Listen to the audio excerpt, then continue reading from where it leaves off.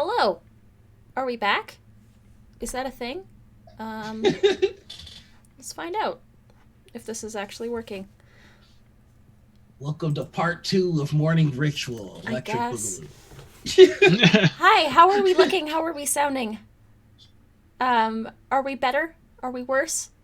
Are we actually. They can see us. Oh, thank God. Okay, so just resetting it seemed Looking to better, fix some and we things. hear. We sound better. Oh, Awesome. great. Great. So yeah, I had to change a couple of my settings around in order to get that to work properly. We're good. Welcome back. Welcome back. Welcome back. I was while we were on break, I was checking out a thread here that's like, can you imagine trying to explain 2020 to somebody in 2019? If I had to explain it, could you imagine explaining it to yourself? I there's a pic. One of the tweets was in San Francisco where the sky is red. The comment on the picture was, "Oh no, people aren't wearing masks because the sky is red. That's another thing." I'm just like, holy fuck, that is terrible. Yeah.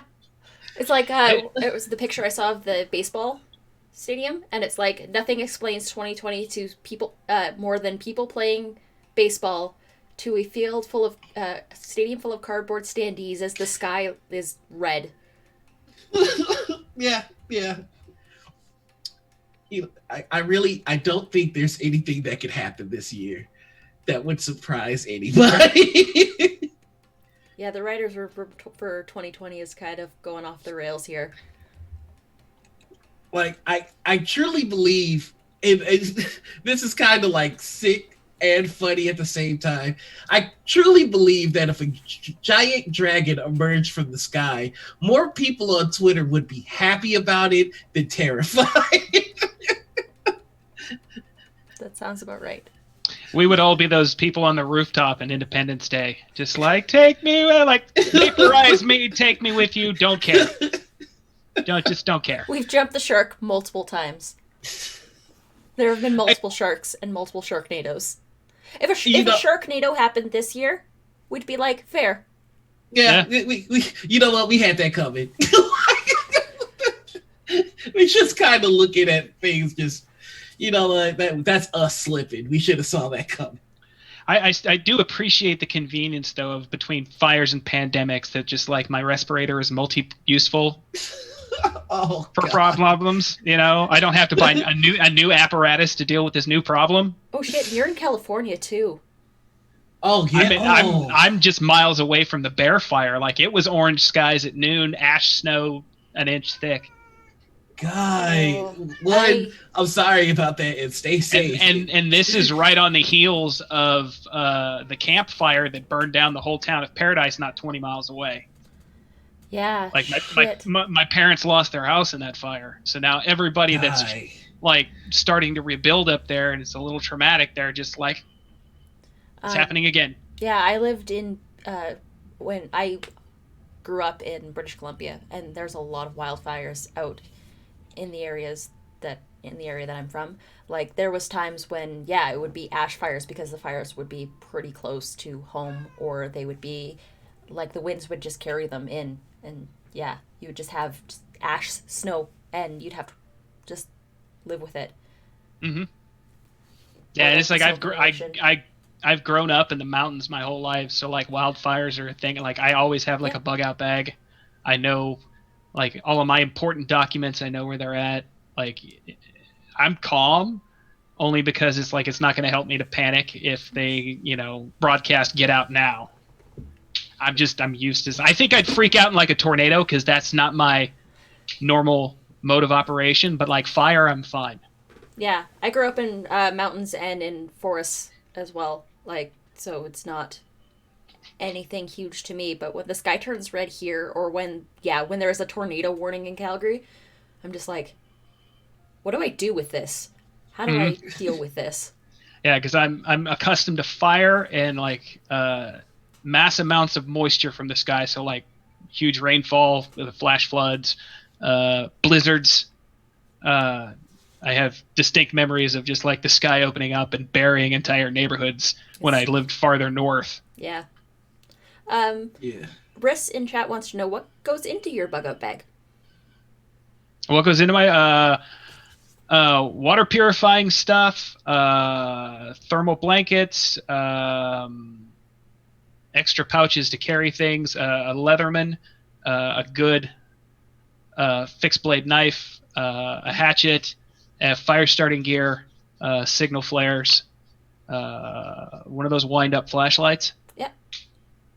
Rope, 50-foot of rope and a 10-foot pole. Nice. Nice. It's just your standard adventuring pack. I was just about to be like, starting adventuring gear.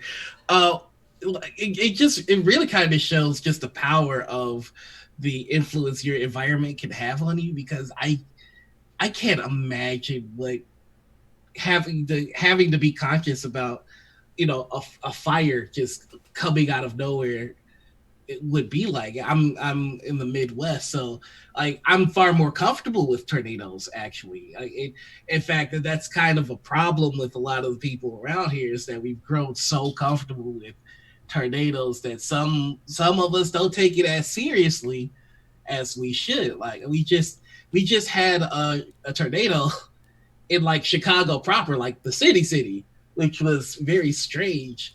I used to be in the suburbs where it happened all the time, but in the city, it's just like I'm seeing people like not hit the deck, not really paying attention to what they should be doing, and it's wild to me. So it's just very interesting to see the influence of like, well, I have to be conscious about having a bug out bag and preparing to grab documents. Like I wouldn't know what to do in that situation. So I'm admiring that.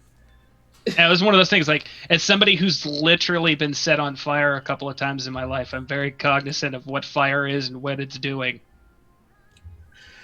Have not had that experience. Okay, so questions. Why were you on fire? Poor friend choices. You know what? That'll do it every time. and once I was going to make a rotoscoped zombie film, and I decided to make my own squib. Oof. And it went badly. I'm glad everyone involved is okay. Yeah. Yeah. Yeah. Wait, what? I tried to make a squib, and you shouldn't play with gunpowder. No. And blood packs. No. It was fun though. Mildly terrifying after the fact to watch the video of like, yeah, that's my whole ass head in that fire cloud right there. So a couple of questions on that. One, did it look good on camera? Oh, it looked super cool because we were testing it, because basically what I did is I made a little packet of black powder that I took an igniter from Model Rocket and stuck them in there and put that inside of a blood pack, and then put that on a shirt, and then pulled another shirt over it that I had weakened just over the blood pack, and I'm holding the detonator, and once you put the key in that and complete the circuit, apparently it's enough voltage to slowly set off gunpowder, but not a model rocket, because I didn't hit the button. I just went 1, 2, bah! And like my whole head, like it didn't give it, but it all focused the blast out the neck hole. Oof. Oof. So it's like for like a nanosecond, I turned into Ghost Rider. I'm so glad you're okay. I'm really glad that you're okay. Yeah, I did a lot of dumb things. I'm like a walking warning. Hey, yeah. Cat. Oh my goodness. But yeah, they literally, grown up in the mountains, they would just sell gunpowder to kids. That, you know what? Backtracks. Like I remember going in and just buying like 10 pounds of gunpowder and a roll of cannon fuse, and just being like, "Thanks, Mr. Did Jim." they even ask what you were using it for? No. It's like when, like way back in the day, you could just go to the store with a note to buy your parents cigarettes. Oh yeah, I did that a few times. Oh yeah, yeah. It's a note from my parents. Yeah.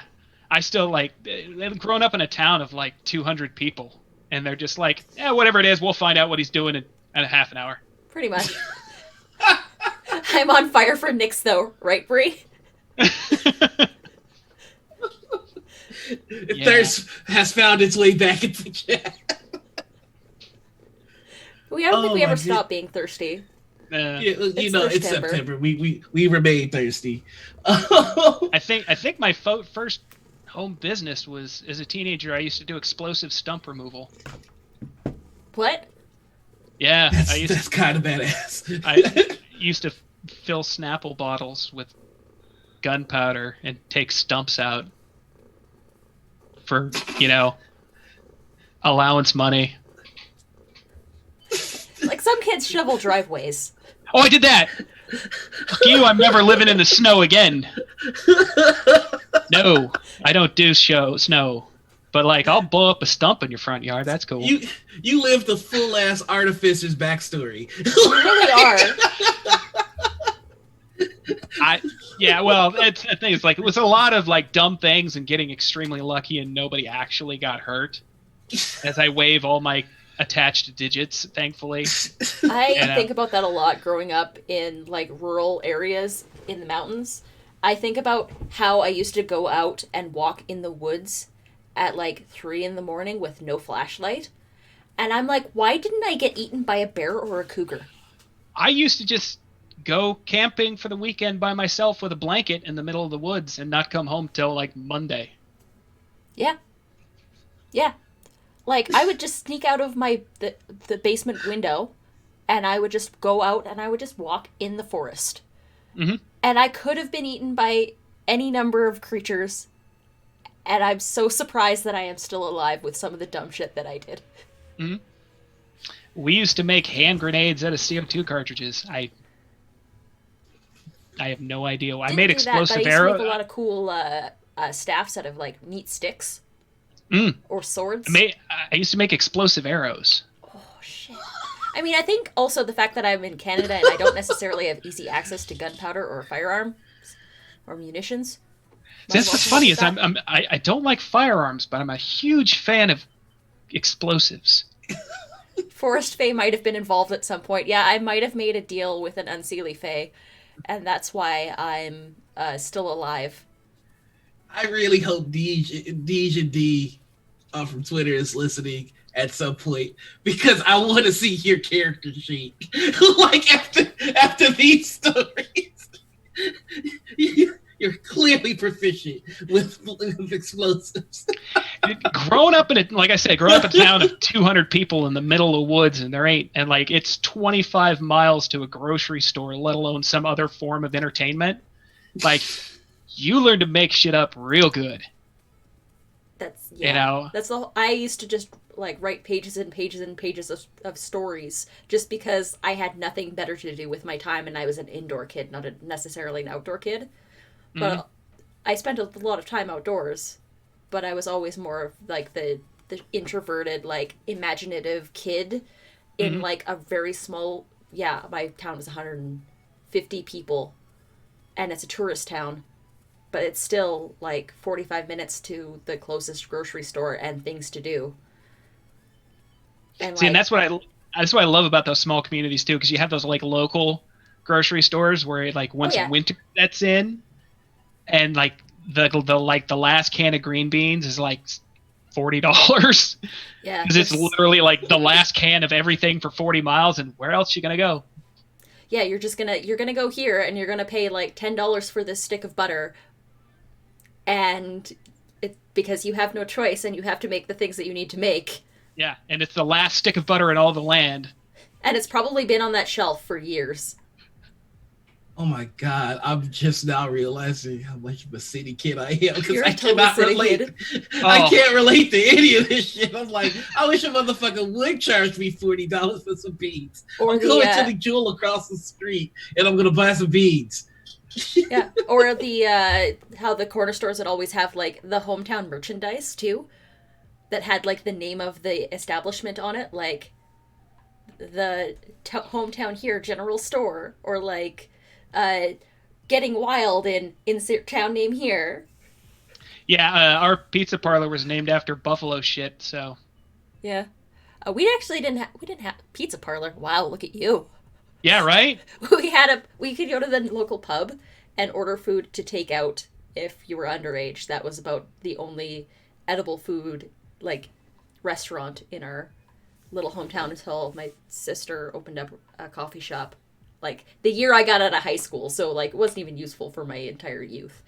Yeah, when that pizza parlor put in a couple of, they put in like the original Mario Brothers arcade game, and then a Joust. Holy shit, that was a banner event in town. Like everybody lost their minds. I used to have to go to the nearest town 45 minutes away if I wanted to actually play any sort of arcade game. Or you'd like go to the I guess it's a Canadian experience, but you go to the Canadian Tire and they'd always have like the Sega setup where it was like, here's the console and here is Sonic, and you can play this game while you lose your dad in the store because he's off getting something else. Yeah, I remember we had the families would all get together like once a year to drive 100 miles to the big city, to the Costco, to load up a caravan of cars for the winter. And like they would take some of the kids that could be like more easily managed, and like I would hit that Costco book table. Holy Lord. And back then they used to sell packs of comics, just like rando comics in a blister pack. And then we would also do the cousin exchange program for summer vacation. Oh, so you'd like move over to like different towns? Well, like, yeah, they would send me to go stay with my cousin in the city, and then when they picked me up, they'd bring him back, and he would stay like with us for a week. We did that too. So like I would save up a ton of money so I could just hit that comic book shop like a baller. And just because like kids these days do not understand, like you couldn't get a comic book nerd shirt to save your life. Like could not. You can't go to Walmart. There was no Amazon to go in and just be like, I would like a Punisher t-shirt, please. Like you had to go to a comic shop and they were janky ass shirts. Oh, they were real bad shirts. Yeah. Real bad. Like those shirts with like the like it's this big and right here and that flaky crappy material. Oh yeah. It was an iron-on. Yeah. And you're just like, ugh, I would like hundreds of dollars I would save up. Just tons of like mercenary stump work just to dump it all in a comic book shop in Roseville. That's why a lot of that old merch still holds its value, because a lot of people remember the struggle of like getting anything that represented your fandom. Oh yeah. Oh yeah. Like no Hot Topic either with the walls of shirts. It's like your stores had merch. Thanks, Sphinx. Yeah, we did. And Aunt ran a pool hall the kids would gather at. That sounds real cool. Like as we've been having these conversations about your backstories, I'm realizing like I knew that if the zombie apocalypse I would go first, but now I'm like thinking in terms of the TTRPG community. Y'all would last a lot longer than me. Oh, I'm in the middle of a big city. I've got a list of people I'm collecting once shit hits them. Once this, like, they rush this vaccine through too fast and we end up with a zombie apocalypse. You know it's coming. I've got a list of people that I'm going to recruit for my colony. Like, I ain't playing. I can tell stories. That's about it. I grew up in a small town. I grew up in that natural environment, but I remember jack shit about how to actually survive in the woods. And I went to brownies and scouts for like years, and I remember nothing. I've lost all of it. That's the thing, is I never did scouts or like Boy Scouts or anything like that, but I was very much that kid that wanted a hatchet for his birthday. And I just went off into the woods and did things. Yeah. I don't understand how do I get to you? Says who's the kid. Yeah. Like, I don't understand how people don't just go out into the woods and do things. Oh, yeah. Like, if I go home back to my parents' house, I'll still go and I'll just still wander. Fences don't really mean much. They're mostly to keep the cows in. What was it? I was in the woods one time as a kid, and I found a tree that had fallen and had a huge root structure that had just opened up all the earth underneath it and just created this cool lattice work over the top. And I knew what was going to happen. So I covered the rest of it up as much as I could. So when the snowfall hit, it just made this perfect dome that I could then dig a hole into, throw some water around and let the snow compact and freeze, and just build the best fort in existence that literally nobody could find. Awesome. So everybody, when the zombie apocalypse starts, you're gonna want to look for next. I'm gonna be in high demand. Yeah. You thought you got a lot of attention because of your dick rocks. Just you wait. Just you wait. I knew we were gonna Hamilton at some point. That is what bears do. Yeah, that is what bears do, Jamie. What of it? Building the. I mean, I'm down for it. I just, not big on eating all the grass and dirt to get that nice hibernating earthen butt plug. I mean, I am working on my hibernation, like the hackness, so that I can sleep for the entire winter and just get 2020 over with. I've been hibernating. I'm preparing for hibernation all my life. They need to make like a hibernation pill for all of us. Just some like, tired of 2020? Try fuck it all, and just just fucking here. Just go to sleep, and you'll wake up in 2023, and we'll try again. Yeah, the news just keeps getting worse and worse for 2020. It truly does. You know what? I think I've actually, all things can... No, I've had a real bad year. But there are good things out of this year. There are good things out of this year. I had, like, a really shitty, like, emotional personal life, but my online life is thriving. Yeah, see, I feel bad, because everybody's just like, this year's shit. I'm like, I'm doing pretty good, actually. Yeah, right? I feel kind of bad. Well, you know what? That's fair. I also feel that, like, the digital side of our lives is thriving for sure, but my personal and professional life is kind of stagnant. Let's face it. There it is. But that's also because I can't go out and do things. Yeah. Oh God, I miss karaoke so fucking bad. I was thinking that we need to do like a Twitch Sings, but they're trying to shut that down. Really? DMCA. Oh, of course, because if there's any happiness in 2020, it must be snuffed. We could probably, maybe, possibly set something up to do a karaoke night on the Discord. Yeah, who knows? That might be a party. Might be something. You could also do like a Zoom karaoke. I'll bring the drinks. Sadly, only I can use them, but I'll bring them. I'll bring ice. That would be cool. Yeah, I'd have to figure out the logistics, and I don't sing. I just watch. So here's a question: once this all blows over and everything can go back to normal, what is the first like big event that you want to go to?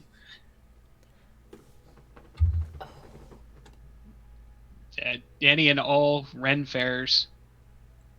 Yeah. I actually have never been to a Ren fair. They aren't very big up here. I've only been to a couple of one like well-produced one. The rest of them are just like, they're okay and fun and whatnot. I've been to one that was just like an event, and like they just like horses doing stuff and just like the SCA just doing all kinds of crazy shit, and just like it took up a couple of like few acres. Like, I just want to be able to hug my friends, says Riss. And yeah, I want a Dickens RPG day. I do want to run Critical Misses again in person. And yes, everyone is getting a damn hug from me to you.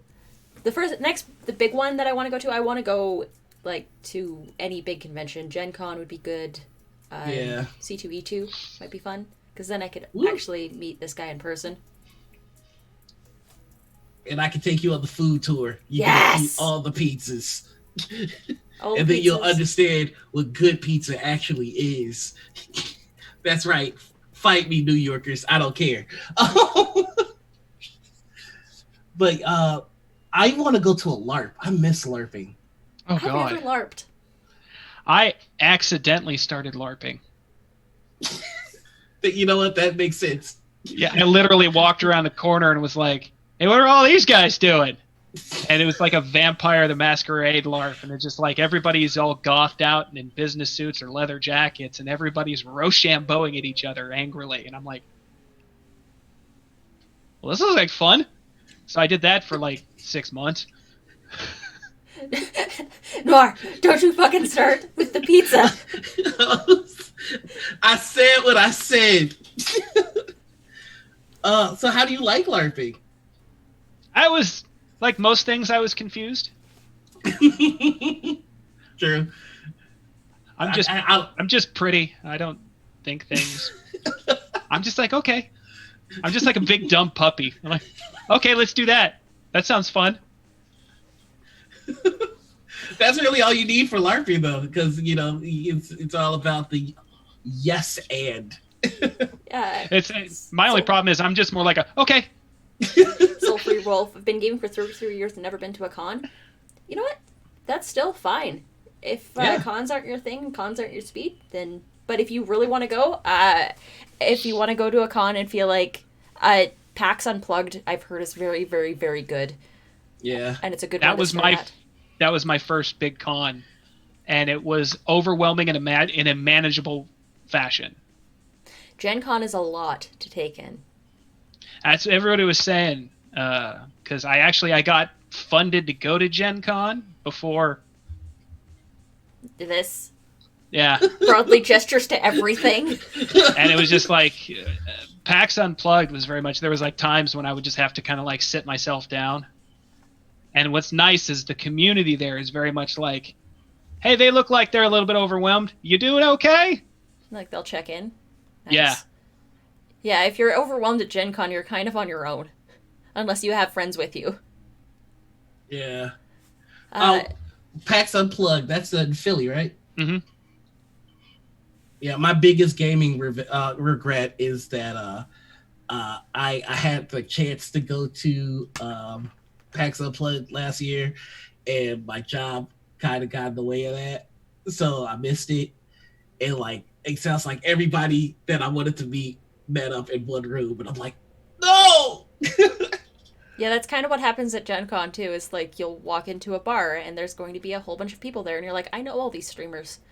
Oh, PAX Prom. PAX Prom was the best. Gen Con Prom was pretty good too. What exactly is PAX Prom? Like, we just take over a bar in fancy attire. That's it. And Hell yeah. We just, and like, Gabe starts dancing and doing backflips. Wow. Yeah. And he's like, oh, okay, this is happening. Yeah, that's pretty much right. It. There are like official sanctioned events, like there is a dance at Gen Con that a lot of people just sort of take over, and they all dress very nicely because it's in like a ballroom. Or yeah, you'll just I know a lot of people, like, they'll call a bar ahead and be like, hey, we want to set up a karaoke night. Yeah, that was lots of fun. We just went to a random country bar and we had a karaoke night, and I am so mad right now. I wish I could time travel, but then again, I would just want to stay away from this year. Time travel to 2020 is strictly forbidden. Whoever did it last really messed us up. My running theory, or at least the one that I've read online, is that there's a time traveler who is stuck in 2020 and keeps trying to fix the one mistake that they made. And they keep making it worse. Yeah, they just keep progressively making it worse and worse. Like, they got rid of the murder hornets, but now the sky's on fire. Yeah. And weren't meth gators a thing there for a while? Yeah. What happened to the meth gators? I don't know. Exactly. How did I miss the meth gators? How has this year been so bad that I didn't even hear about meth gators?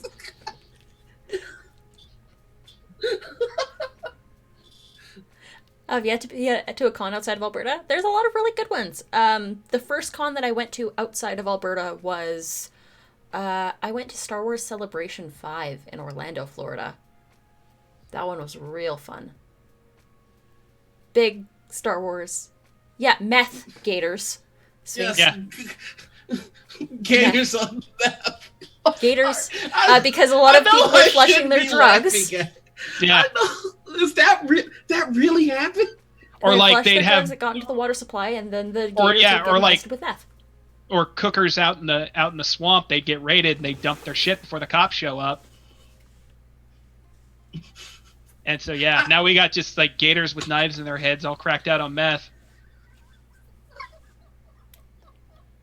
Just opening their mouth and swarms of murder bees come out. Oh my god, 2020 is wild.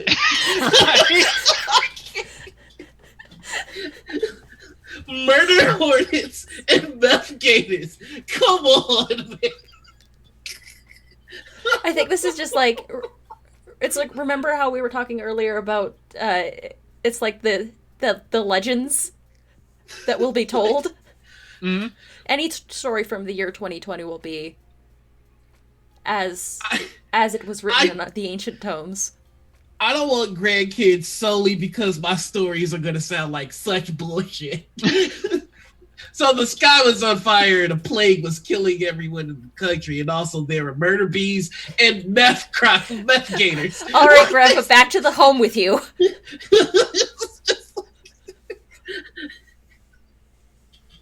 Example of abyssal influence, chaos reigns. Good morning, Lydia. Good morning, Half-Arse Hermit. It's good to see you. Yeah, there was a gator with a steak knife in its head. That was the whole thing. Wait, what? Oh, you were kidding. No, there's a picture. There's a gator out for revenge, just rocking around with a steak knife in his head. Gators don't forget. And they never forgive. No. Gators are having a wild year. Yeah, it was just like the worst unicorn cosplay ever. The saddest unicorn. Sadder than the last unicorn. Oh my god. Welcome to 2020, everyone. You know how embarrassing it'd be to get stabbed by an alligator? You just go to the hospital. You alright? Yeah, I got stabbed. But who did it? Man, is that important? Yeah. Gator on meth. Yeah. Well, I heard a ticking noise behind me, and I turned around. Tick-tock, tick-tock. I don't know. I kind of want gator corns to be a thing now. Yeah. Someone make me a stat block for a gator corn.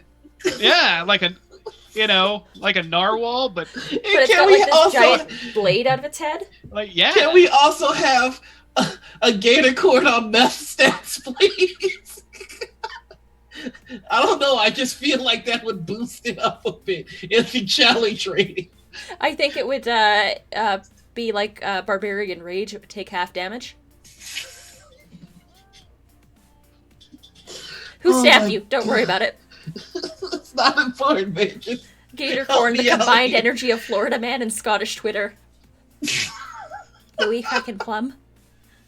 Oh god. I could literally spend hours reading Florida Man articles because they just Scottish Twitter always gets me in a good mood. I gotta read more about Scottish Twitter. Scottish Twitter is great. Because you read it and you're just like, I don't understand that this is English, and then when you actually like say the words out loud, you're like, oh no, this is, and you're just literally talking with the burr. Good morning, Floppy. We're good. Hey, We're talking about flops. meth gators, Scottish Twitter, being a small creator in the TTRPG community, and blowing up stumps and playing with gunpowder. Apparently, we do not recommend any of these actions. We do not endorse meth gators. We do not endorse. Poor decisions. You've all been preparing for real life D&D, and now 2020 has delivered roll for it. Pretty much. Like I was saying before, like I can see us all waking up to the news that there is a giant dragon flying around, setting things on fire, and I have to wonder who's the dumbass in our community, because you know they are there, that's gonna go, now's my time, and like full on go off to fight a dragon, because you know one of us is gonna be that idiot.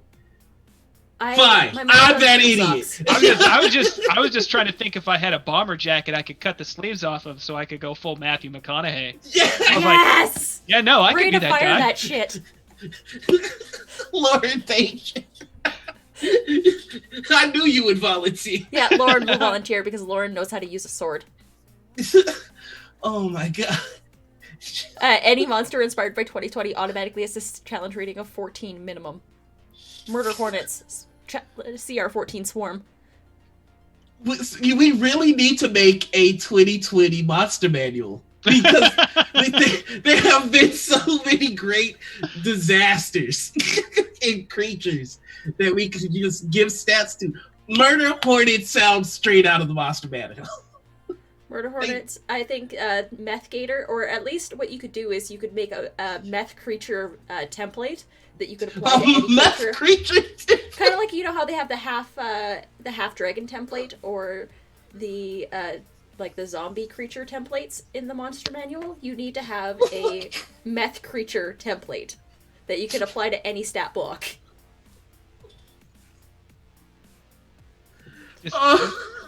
Packs of meth hounds running around. Yeah, meth hounds. That's like ruined a D&D monster by changing one letter from yet hound to meth hound.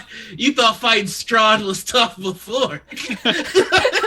Strahd on meth. Just you wait. In the quarantine, Strahd started doing meth.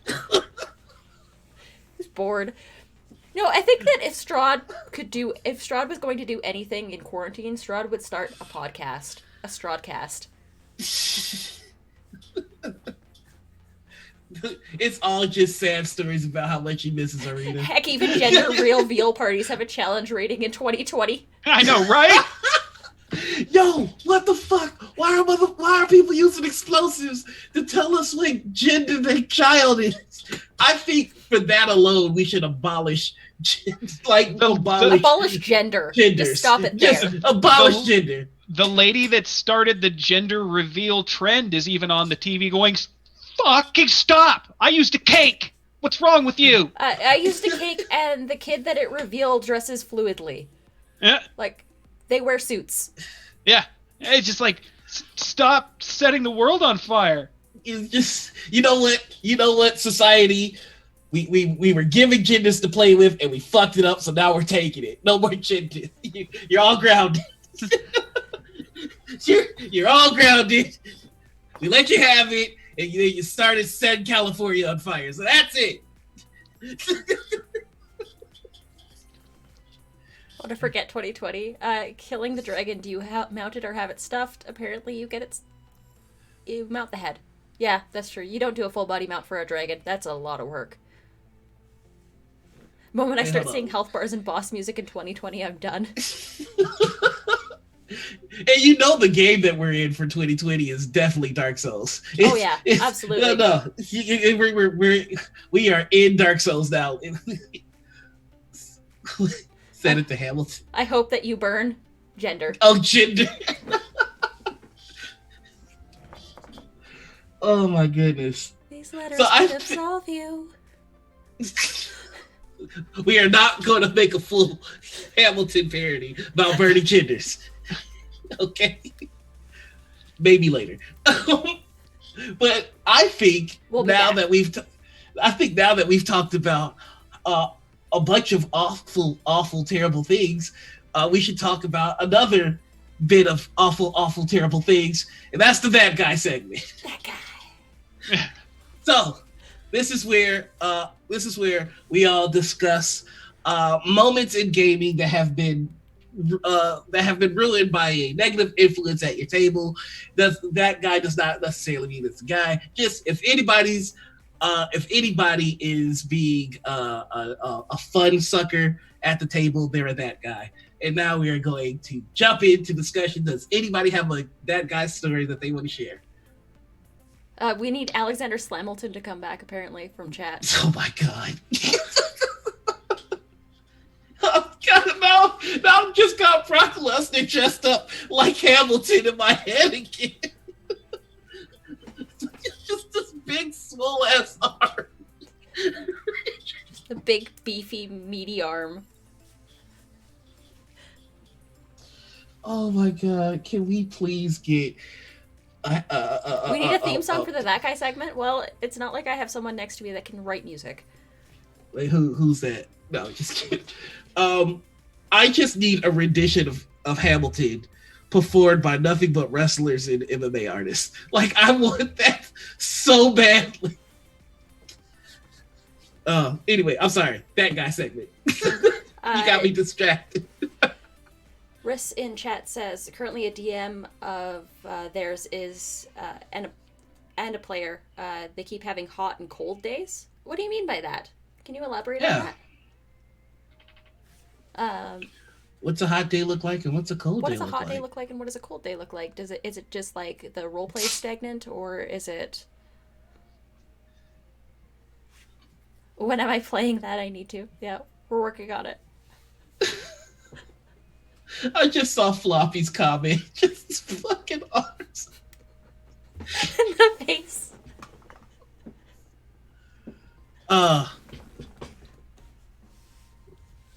While we wait for Decken, do either of you have a bad guy story? Because I think I might have one. I just want to see if you know. Go ahead. Go ahead. I don't do a lot of. I haven't done a lot of like table gaming. Like because like it could also necessarily be like a that guy LARPer. Well, it's for the longest time it was a whole table of that guys. That I was just like, oh, this is what this is. No, call you guys, you suck. Like what was that like? I played D&D for like the first and last time, like 20 some odd years ago, over 20 years ago. Whoa! And I was just like the most horrifically like racist, sexist, misogynistic. Yeah. To where like, all right, guys, I'm gonna flip this table now. I've been nice for a while. And, like I literally like flipped the dude's coffee table and just like, you all suck. I'm out. We need more of that energy. We need more of that. Well, it's energy. like you fire enough warning shots when you're like, really? Did you? Is that necessary? Like, why did you? You're like, okay, I guess this is how it is. Now nobody's having fun. Good job. Thing to the ground. I just wouldn't have a hand grenade I tossed through the door. That might be a bit much. No, it's not. Well, you know how to make it with your CO2, so you're good. And Decken has responded with hot days being there, at least talking, but there's a smidge of passive aggressiveness. Cold days, player keeps his mic muted a lot. So it's definitely a lack of communication. Some days it's a good day, yeah. But it might just be a problem between the player and the dungeon master or the game master. Yeah, that definitely sounds like somebody has a grievance that they're not airing in a healthy way. It sounds like they're just taking it out on the table. I think the key is to the key is to initiate honest communication where it's just you express I'm not having the kind of fun I'm looking for at the table. Here's how I think I've contributed to that problem, and here's how I think that that has manifested. Here's what I'm going to try to do better, and try and initiate that with the other person that you're talking to. That's hard too. It really is. It really is. Because it requires being a little bit vulnerable with somebody that does not seem to show at all that they can be trusted with that. So it's just make sure you protect yourself going into this conversation. Do your best to do your best to resolve the situation honestly in a way that protects yourself. But you don't have to go in attacking. That's the key thing. It's just, And if you have to, don't be afraid. If you feel like the environment for the game is getting a little bit too toxic, don't be afraid to leave. yeah, Don't be afraid to leave. the most important thing to remember is that that TTRPG is a hobby. And it's a hobby where we go into it to have fun. If it starts to feel burdensome, if it starts to feel like work, uh, you're not being paid to be at that table. So please leave and get yourself some peace of mind.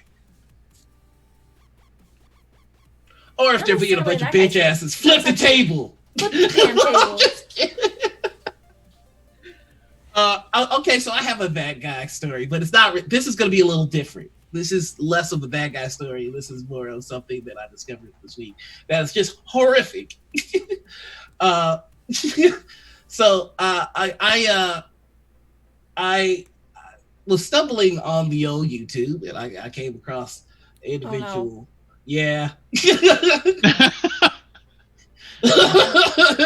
Individual named Quartering. I didn't understand what I was in for. Oh. I didn't understand what I was in for, and I watched them talk about a pretty fucked up event in the TTRPG community in a way that was entirely unhealthy, very problematic, and just not warranted. So one, if you see any of this individual's content, try and avoid it. It's not helping anybody. I've got them blocked on multiple social medias because also they have a problem with sending all 16,000 of their followers. Yeah, that's the other thing that I was going to say. I was reading the comment section, and it's the following is what really puts the cherry on the cake there. A lot of things that I saw in that comment section were just wild. So just don't engage with that kind of stuff. And I guess that's my bad guy for this week is just be careful the content you consume online. There's nothing wrong with there's nothing worse than that guy with clout. Yeah. Weaponized fan base. Yeah, it can get overwhelming and like just be careful. Yeah. Be careful with a lot of the things that you do and a lot of the things that you channel the spirit of the dust colored man. Yes. Just flipped it. So we have a recurring character on Morning Ritual that we discovered in an episode with Latia. And anytime that a GM is doing some over dumb the top racist shit. Over the top trying to protect or be a little bit too, I guess, how would you describe it? Being a little too accommodating to a person of color because they're a person of color and they're being very transparent and ugly with it. So what the way that this came up was a bad guy story that I dealt with, where I was playing with a light GM who was trying his best to describe a black guy, but like because there's a black guy at the table, he started to freeze. So he's just like, so this gentleman walks out with their their dusk-colored skin. That's exactly the face I had. Like, the fuck just happened? So this motherfucker just really. So now, anytime a story comes up where there is a racist game master or racist dungeon master, or anyone is a little bit too just weird at the table around POC, that is when the dust-colored man appears. He is in all of your games. He is a warlock patron. He is older than time and younger than the newest born infant. It just feels like really shitty dollar store fetishizing romance novels. The dust-colored man. The fuck did you just say? It sounds like a James Bond movie. So Yeah, the Dust-Colored Man can be your warlock patron. You can channel the Dust-Colored Man anytime that you flip a table uh, on someone's bullshit. I'm trying. Okay. I'm just looking at Soul Free Wolf. When I was in the Navy, this Marine started to play with us, had a cleric of healing. He had fun with us. It must have got back to his friends, and next time he came to the table, he has to switch to a cleric of war, then quit next game. Oh. Really? Oh, really? They made fun of him for being a cleric of healing? Remember that? Next time you call for a medic, guys. Yeah, right? What the fuck? That is toxic masculinity is so dumb sometimes. Like, I don't get it. I don't really. Fellas, is it gay to play a healer?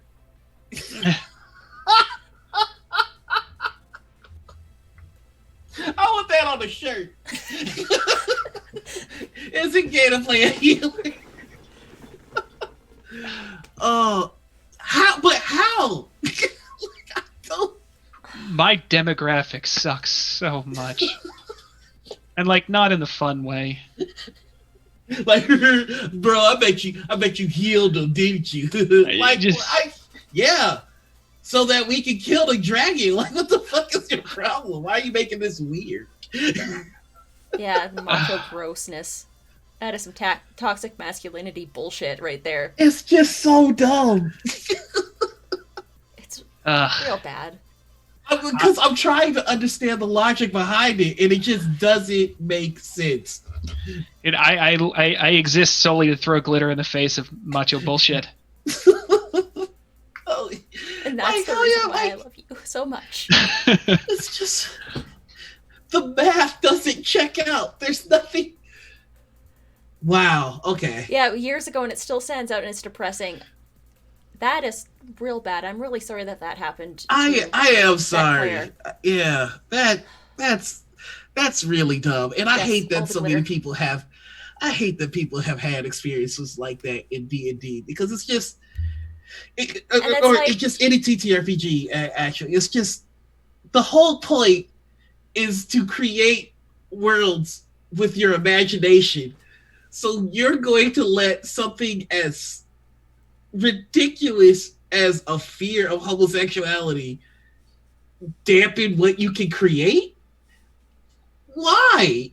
It's so limiting for no reason. Yeah, it's like how. Nix, you had one experience 20 years ago playing Dungeons & Dragons, and you have never played it since. Yeah, well, I've gotten back into it now that I was just like, I found the community. I'm like, oh, wait, shit. This is what it really is? And I was pissed.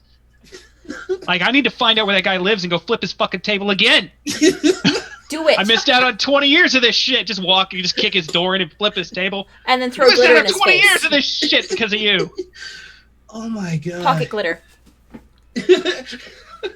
Just make it a yearly anniversary. Like, it's the day I flip his fucking table. Still hold this hungry man dinner. Like, what the fuck just happened? Fuck your hungry man. Stay hungry. Glitter. And that is why we need to come out with the That Guy Bible, so that people can pick up the book, read it, and go, oh. This isn't how the game's supposed to go. Yeah. What we need though is a response index. That Guy Bible to be like, oh, what kind of an asshole do we have? All right, this is what we're supposed to do with this person. That actually would be handy to have in the book. Yeah. Just a response index of like. Don't even say anything. Just flip the table and walk out. Yeah, flip table. Tell them to shut up. Knock their drink over like an asshole cat. Oh yeah. How to identify that guy? That's kind of part of the book. Is how to spot and identify that guys. The behaviors to look for, the mannerisms, and the verbiage that you could hear at the table potentially, and then how to navigate and diffuse that guy. It's a that guy dex. Yeah, it's a Pokédex for that guy. Pokédex for that guy. Who's that guy? A lot of them. I'm starting to Gatekeeper mod. Just a spray bottle would be handy. No. Hey, Marley, thank you for that subscription. So I use charm person to no. No. No, no, no. The Bible scans that guy and then informs you. Yeah. Oh. Here's how you deal with a neckbeard, rules lawyer, at your table. We're Say, doing hey, it's just a game. It's for fun. doing the Lord's work over here.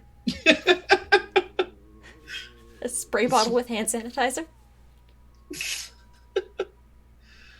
I know Charlie recently posted something where an individual was trying to join the game, and the GM for that game had a very strict rule of if you were male presenting, you had to play as a male character, and if you're a female presenting, you had to play as a female character. Oh, yeah, shit, I saw that.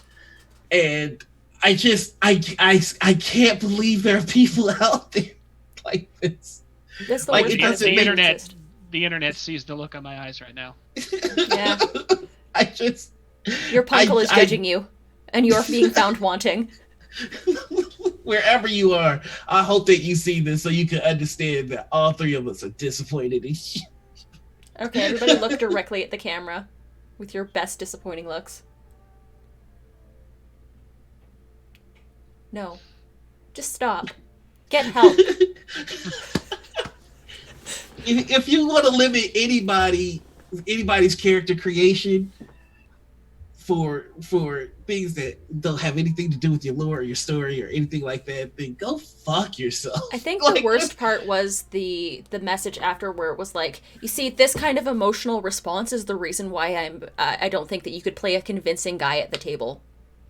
Oh, I think I mentally forced myself to forget that. More rage and more sense of murder since the last time I drank Jack Daniels.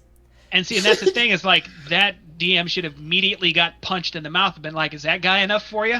But it's online. You can't do that. Yeah. But yeah, I think that's a that guy story for everybody. It's just like, you got to read this stuff. And the thing is, that's just one of the ones that we got to see. And there are millions of messages like that going back and forth between people that we'll never know. And that, like, whenever I get hopeful and optimistic about the scene, I'm like, I think about that kind of stuff. I'm like, shit, we got a lot of work to do. People still exist. But the thing is I think that we need to remember is that there's a lot more people that are focused on kindness and positivity and inclusiveness in this space. Yes, there are a lot of those guys, and there's a lot of negative people, and there's a lot of people that don't want people that are different in their space because they've lived this way all their lives and they're afraid of change. Or they're the people that are like, I played since the 70s, and this is Super Dylan, and I played with a woman. I played with a woman. A woman. But a lot of it too is like, time. People who are like, I'm king of this particular shithill, and I don't want new people coming in and taking my stuff. Yeah, and it's never as simple as like, it's not pie. You don't get less Dungeons and Dragons because more people are into it. It's actually the opposite. You get more because more people are into it. I mean, the thing is, and this is what I don't understand, how those people can't see this. But when the tabletop community was majority white guys, like, the hobby only went so far.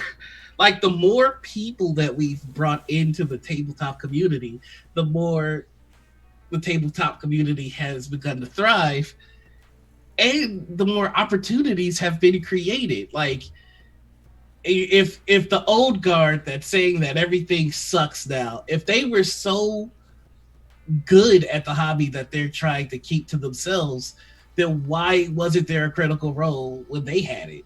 Like, why wasn't there an Adventure Zone when they had it? Like, yeah. And that's one thing I don't understand is, like, all I remember from gamers back in forever was like, there's not enough players. I can't find enough people to play. I can't find enough.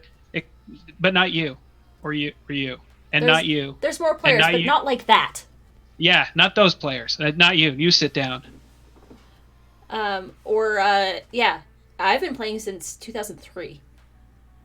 Since high school. Yeah, well, it's I was the only girl at my table and a lot of them thought that I was there because my boyfriend at the time was there.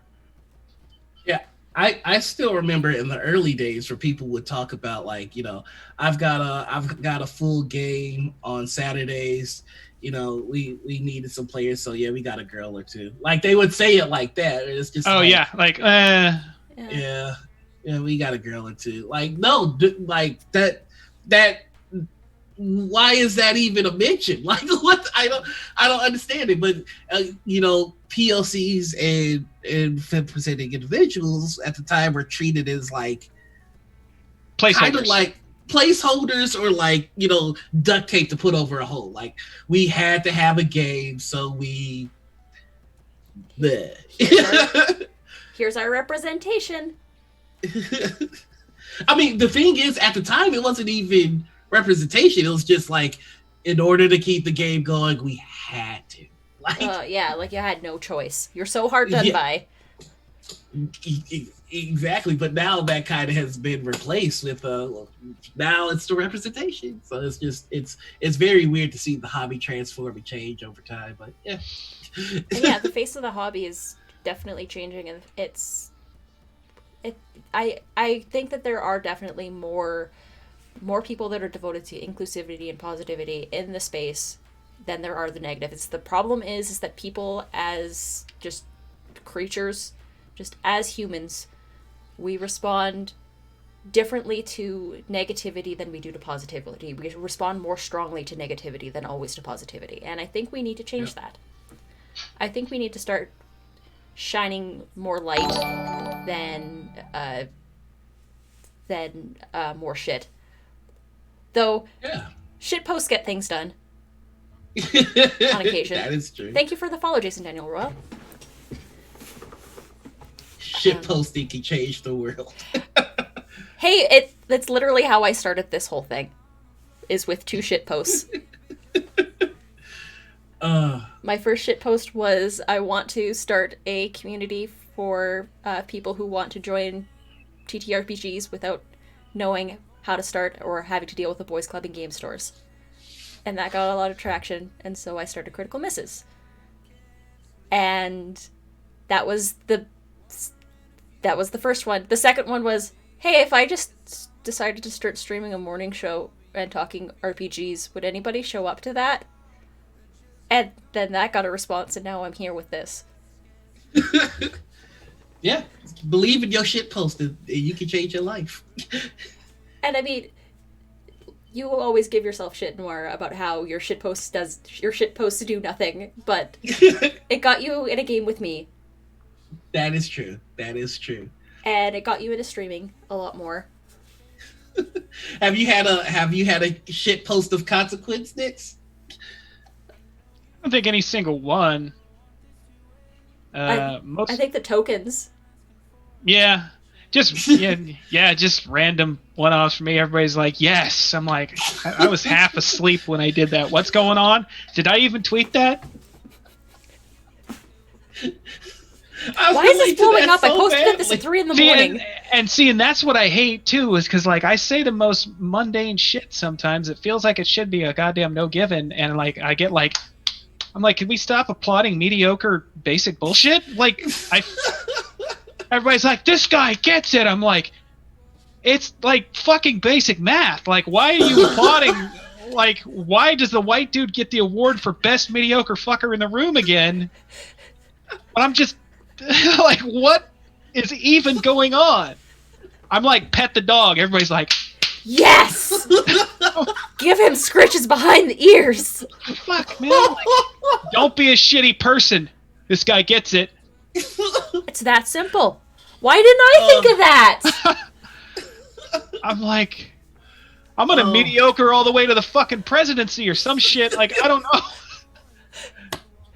Yo, like, you're killing me right now. What is going on? Like, the glass reporting versus the detailed design took hours. Yeah. Yeah, like, fucking long live the mediocrity. He said it. He said it. Like, what the fuck? Bro, I feel that so hard. So much vindication right now. I feel justified. Y'all believe me now? Which is hilarious. We were talking about this earlier. Is that Nyx is our first white dude? Like I'm. But the thing is, though, like I We get live in a sea of mediocrity. I get like I have seen like people put full artistic effort into shit and no response. Nothing. But then it's just like, man. Yeah. Oh my god, I love it. Or those, people who fucking blow up overnight because they're like, look at me doing the basic thing to be considered human. And everybody's like, good for you. Oh god, this is reminding me of black squares on Instagram. I still I'm doing the bare minimum. Look at me. The thing nobody asked for. In fact, it hurt the movement to have the black Instagram squares. And we're over here going, maybe take the black squares off so when we look up the BLM tag, we can actually see what the fuck is going on. They're like, but what about our support? What support? Look at me.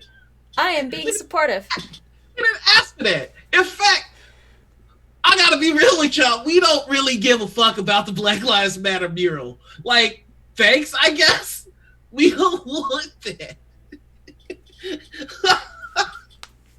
I'm here for this conversation.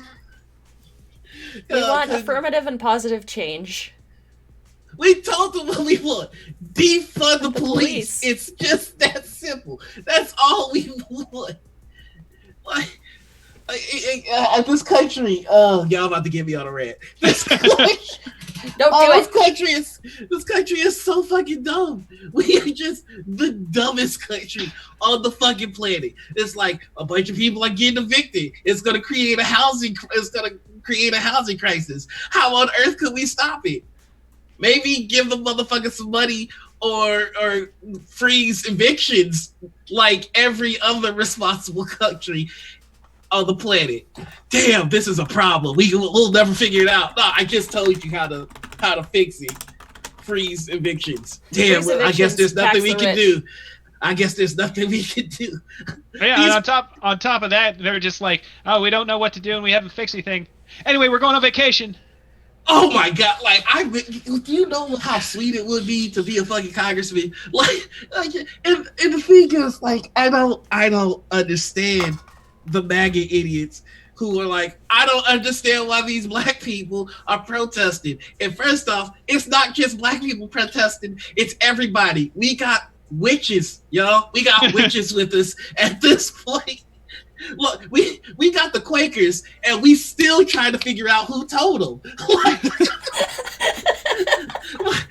Like I saw a Quaker at one of the protests. I'm like, you ain't got no cable. Like, how did you find out about this? Everybody is at these protests, and the news just goes, these radical black people are fucking wilding out, destroying your buildings. It's just, and we don't know why. Like, we have so many sayings for it. No justice, no peace equals no peace. We don't understand why there's no peace, because there's no justice, motherfucker. We've been yelling it for 3 hours. Most spoiled country that hasn't had to deal with the most consequences to their actions until now. Yeah. I mean, at some point, I think my belief is that we're all gonna wake up and realize it's the rich versus us. It ain't black versus white. There's some beef there, and we gonna clean that shit up. But like, do y'all understand that the rich are fucking us all now? We don't have health insurance. We don't have housing. We don't have shit. Like, the sky is on fire. We have to wear masks because of a plague that nobody has done anything to stop. Maybe just chill on the boogaloo and start fucking voting your conscience. Maybe. I don't know. Yeah, you. Oh, God, it's a whole thing. It's a whole fucking thing. Yeah, French realized that in the late 1700s. You got $1,200 one time. Well, that's still. Like trying to explain to people that like we're forced into a situation where we have to rely on Amazon as a service to get what we need because we can't leave the fucking house. And Jeff Bezos is just raking in money, yet we're all about to get evicted. And the guy can literally just be like, no, you're not. Keep staying at home and buying stuff from me. We'll just let this cycle continue. I'll pay your rent. You pay me stuff. You know, you fucking buy stuff from Amazon, then I'll pay your rent again. He could do it. And it wouldn't be anything to him. Yeah.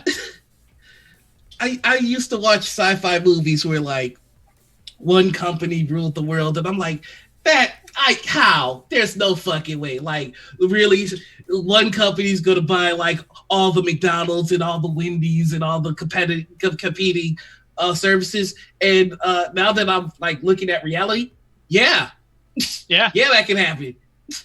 Yeah, well, welcome to megacities, man. We're heading that way. I mean, at the end of it, it's just going to be Apple, Google, and Amazon. Yeah. Yep. And Disney. Oh, and Disney, absolutely. Yeah, capitalism won. And I'm going to the only place that is free from capitalism. Space! Yeah. I'm sorry. Didn't expect that. But yeah, I spend $1 million for the rest of his life and still be a billionaire. Like, what do you do with that much money? You really can't do anything other than be. You can't do anything other than be a supervillain. It's the hoarding money. It's not even that he has that much money, and medical GoFundMe's aren't mysteriously, instantaneously funded the second they happen. Means he's a piece of shit. Yeah. I mean, Bezos it's just can end world hunger. Every day he decides not to. Wow. They would literally erect statues in their name if they just went, okay, fuck it, I'm gonna keep my private island, but y'all can have the rest of the money. Yeah. Like, I have enough food and enough water and enough everything to last me until I die. I'm comfortable. Here's the rest of my money. Every day he decides not to do that. The fact that he hasn't at least tried to be Batman means that he's a loser and a piece of shit. Either you are Bruce Wayne or you are Lex Luthor. And I love how everybody wants to always discuss a minimum wage, but nobody ever wants to talk about a maximum wage. Yes. Right? Yes. No, there doesn't need to be a billionaire. For why? For why are there billionaires? Please, someone tell me. And it's not because they worked hard. No. Don't come in here and tell me that they worked hard for that money.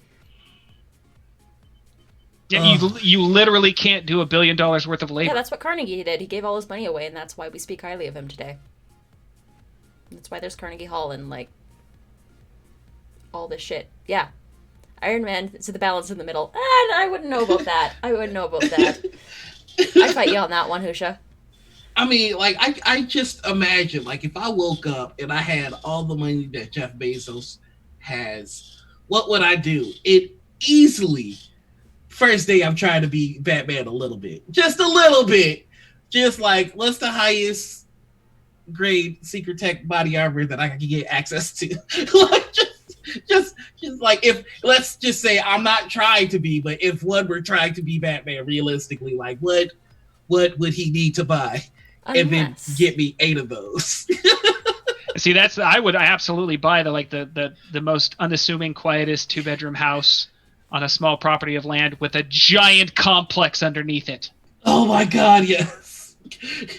And like an elevator in the piano, or like the suit of armor, you get into it and it turns into like a torpedo tube that just launches you down into your facility. That's where I would put... How to be Batman. Yeah, and then like after that, I'd be like, okay, I got the thing I always dreamed of. Y'all can have the rest of the money. I'm good. I'm Build good. a giant moon laser and tell everyone to stop being dicks. Fair. Or just build a giant space-based, not powerful enough to do damage, but multi-laser, to where you can set all the cats off in the world at once, and just make all the cats go psychotic and destroy the entire world. Is that what's happening at 3 o'clock in the morning in my house? He's testing the feature. Yeah.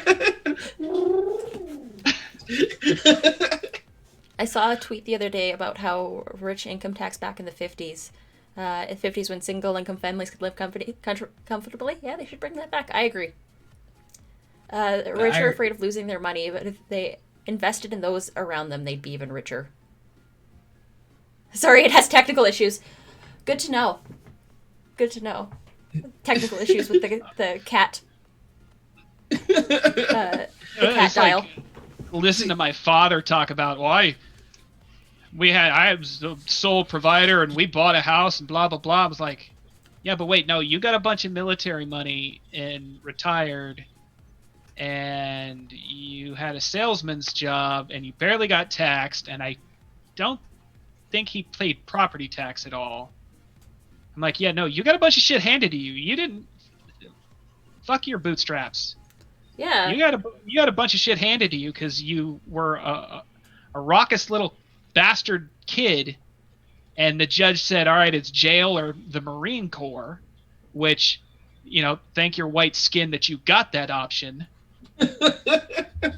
And that's why you have what you have, not because you're Billy Badass worked your ass off. No, because you had opportunity handed to you. Our houses were $20,000 back in the 70s. Yeah. And college wasn't nearly as much. Nearly as expensive. Like, Jamie, my spouse, is going back to school right now, and I am dreading once he's done, because what kind of job market is going to be like? And we're saddled with a whole shit ton of student debt. Like, it's crazy to think about, because, like, I haven't got a raise at my job in 8 years. I make decent, okay money at my work, but it's not enough for me to live for what it is, for what I get. And I'm going to be saddled with, we've got a lot of student debt, and we've got a lot of things that we've got to take care of on top of that. And, like, yeah, you could work in, like, you could go back to school in the 60s, and you could go and get your education, and you could work a summer job and pretty much have your school paid off at that point, because it wasn't that expensive. But now we've got Sally Mae in the States, where it's just like, I've made this much payment and somehow I am still losing money. Yeah. I mean, and the thing is, they talk about the good old days where you can just quit your job and chase your passion and make a living doing that. And that's not how that shit goes in the real world, because in order to chase my passion, I need to be able to afford my rent, and I live in Chicago, and that's not easy. So you can't just chase your passion, and that binds you to jobs that you may not love, and that doesn't do great things for your medical health. And by the way, the people that are really going to suffer from this have lived through 3 recessions, to like an unlimited amount of national tragedies, including 9/11. So it's just like, you're already going to be mentally fucked up, and you're going to be shackled to a job that you hate. And if you dare try and chase your dream, you are going to be heavily punished for it by just living in the reality that the boomers who got to do whatever the fuck they wanted left us. So it's just upsetting. Yeah. And I was just having this discussion the other day about, I think it's bullshit they only sell you half of the American dream. You can be whatever you want to be as long as you have access to resources. Then you can be whatever you want to be. If you don't have access to those resources, no. But how do you get access to those resources? Well, you just have access to those resources. Yeah. Floppy, my dad used to tell a story to my brother about how his father walked onto a construction site and just started working, so they hired him at the end of the day. I pointed out that if he did that today, he would be arrested for trespassing. My dad hasn't told the story since. Life is different now. Yeah. You got to know someone. You have to know someone who knows someone. It's like, yeah, you didn't even need a high school diploma to get a job, and now for a lot of entry level positions, you need a master's. Yeah. And you're making a minimum wage, and how are you You going to pay used that to be, raise? you used to be able to just bullshit your way into a job. You know, just cross your fingers and be like, I've got 7 jobs to try and bullshit my way into today. Hopefully I can bullshit my way into one of them. It's like, I've never seen the inside of a college in my life. Same. You know? Same. And so it's just like, Well, I work at one. But... you know, getting laid off from my last job, it's just like, a lot of my options, like, heavy lifting. And, man, I'm fucking 42 years old. I'm tired. I've been driving forklift for a long ass time. I've been lifting, hauling, bucking, moving, and unloading shit for years. Like, that takes a toll. And I love doing what I'm doing, but I don't know if that's long-term sustainable. Yeah. And so it's just like, fucking getting back into the job market's terrifying. 1, I'm 42. 2, I got no technical training whatsoever. Like, I got no piece of paper that says, yeah, he can do the thing. I can lift shit and drive a forklift. Yeah. Those aren't fun jobs. Yeah, those jobs suck. Yeah, the blue collar jobs are always real tough. Yeah, and it's not like how it used to be. You could work a construction job that, yeah, it paid $10 an hour, but back then that was the equivalent of $60 an hour. And if you were working that construction job, you could eventually get your carpentry ticket. Mm-hmm. You know, nowadays you're bucking sandbags for, you know, if you're lucky, $15 an hour. That ain't shit. Yeah, I mean, the thing is, there are charts that show how the cost of everything has been going up substantially. However, the minimum wage has stayed the same. It's disgusting. It really is. I don't know. The whole thing. And then all you get from people in opposition are like, well, do better, get a better job, work harder. Can't you just get a new job? Can't you just make more money? Yeah. And the thing, oh my God. So one job, please. I heard a politician argue this, and I then a bunch of my MAGA friends supported it, which was wild. Which is, one of the politicians said, one of the reasons that we needed to cut the extra 600 that we were given to unemployment, it's because some people are making more on unemployment than they do at their jobs. So they had no incentive to go back to the workforce. You've got these restaurants that would love to open, but, you know, servers don't want to work because they're making more on unemployment than they do working their server job. Now, to the MAGA heads, that made sense. But to me, I was just wondering, why are they making more on unemployment than they do at their job? The problem isn't the unemployment. The problem is the job. Why are they like? I don't understand how politicians get away with that shit. Like, they're arguing for you to have less money, not just during this terrible quarantine. And can we take a second to understand truly that we are in the United States of America during a quarantine and shit is this bad? Like, everybody needs to get the fuck out of office. Everybody. Democrats, Republicans, fucking liberals, conservatives, independents. I don't care. If they're in office right now, they need to get the fuck out. Like, it's not going well for anybody except people who already were fine. Or what was it, that European city or town or whatnot that was having a real problem with corrupt cops? So they literally just fucking fired all of them. Everybody. They fired. And it's like, and if we catch one of you new people being corrupt, we're fucking firing you all again. And we're just going to keep doing that. We'll burn this to the ground, and we'll keep burning it to the ground until we see some fucking change. Yeah. And it's like, oh, okay.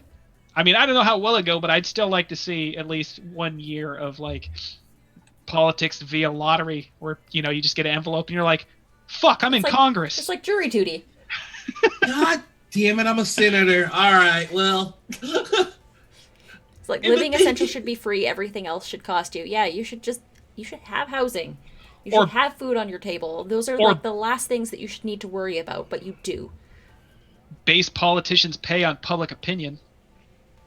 Let Exactly. the voters vote on what your fucking maximum wage is. I was just gonna say, you know what? Senators get to make 2 times whatever minimum wage is. There you go. That's what it is. Watch what happens to minimum wage then. Or senators need to get to make 2 times the lowest minimum wage. Yeah, Yeah. the 2 times the lowest minimum wage. You see, let's see what they equate the cost of living to when that's the case. Because listening to the math that they present, like, oh, the average person should be able to survive for $1,200. Bitch, where? I'd like to see where. You can't even have a solid game of Monopoly with $1,200. Oh, get the fuck out of here. And remember when Monopoly laws were enforced? Remember how cool that was? When one company couldn't control the fucking world? Oh, good times those were. They really were. Honestly. Oh. So yeah, $1,200 a month? A year? Often wonders if anyone working in government had to give up anything like everything up like the Black Watch in Game of Thrones and see how many corrupt people there would actually be. You can own no land, you hold no titles. You can bear no children. And now my watch is ended. And the thing is though, and this is what's really frustrating. We all know shit's fucked. Both sides. We all know how to fix the fuck shit. But it's just such dumb shit we let get in the way of fixing the country so that it works for everybody. It's so stupid. It's so dumb. They play on racism, and they play on sexism, and they play on all these dumb things that if you just take a step back and look at what the fuck is going on and really pay attention, it's like, well, I'm not gonna fuck myself over just to fuck over somebody that I hate. It's just that simple. If people could get on that level, I think we'd be in a much better spot. Yeah. I think a lot of it too is people have bullshit bought into the system, thinking that like if I kiss enough capital ass, I too will be the rich person. Yeah. If I lick enough boots. Yeah. Soon it'll be my turn. Like, yeah. What sucks is we're starting to get more and more people that just don't fucking care about money anymore. Like, there's getting to be more and more of us that are like, whatever, as long as I got enough to eat, I don't give a shit. I don't care about rich. Fuck rich. We don't idolize the rich as much as we used to, and I'd like to see that drop even more. I'd agree. I was just joking the other day about like how cribs should be brought back, but instead of for rappers, we need to have episodes of cribs for people like Jeff Bezos, just so we can get the layout of his house and plan a heist for reasons. Yeah. Watch, you'll see a lot of billionaires building like Winchester Mystery House style buildings just to you know what, that sort of thing. That's actually a really fun. That's a really cool plot that could make for a pretty cool TTRPG game. The rich know that we're coming for them, so they keep building mystery houses. There's the Eat the Rich anthology that I think that actually got. I don't think it's on DM's Guild. I think it got banned from DM's Guild, but it's on Itch, I believe. And yeah, a lot of the adventures are. This person is super rich. What are you going to do about it? Or smash the patriarchy. Lifestyles of the rich and famous was a thing in the 80s. That's true. The 80s was a simpler time. Like, Jamie and I were watching, there was a local lottery show that was on the local television station back here in like 80s and 90s, and they would post people's addresses if they won a prize. Wow. Yikes. And here's where you go to rob said person. It's like,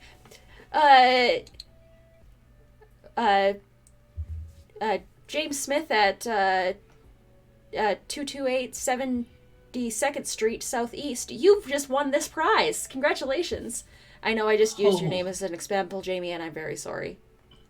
Well, now everybody mail Jamie something. No, just kidding. That's not an address, though, at all, but... I'm teasing. But that is literally, his name is James Smith. James Smith. Yeah. I'm married to a generic white dude.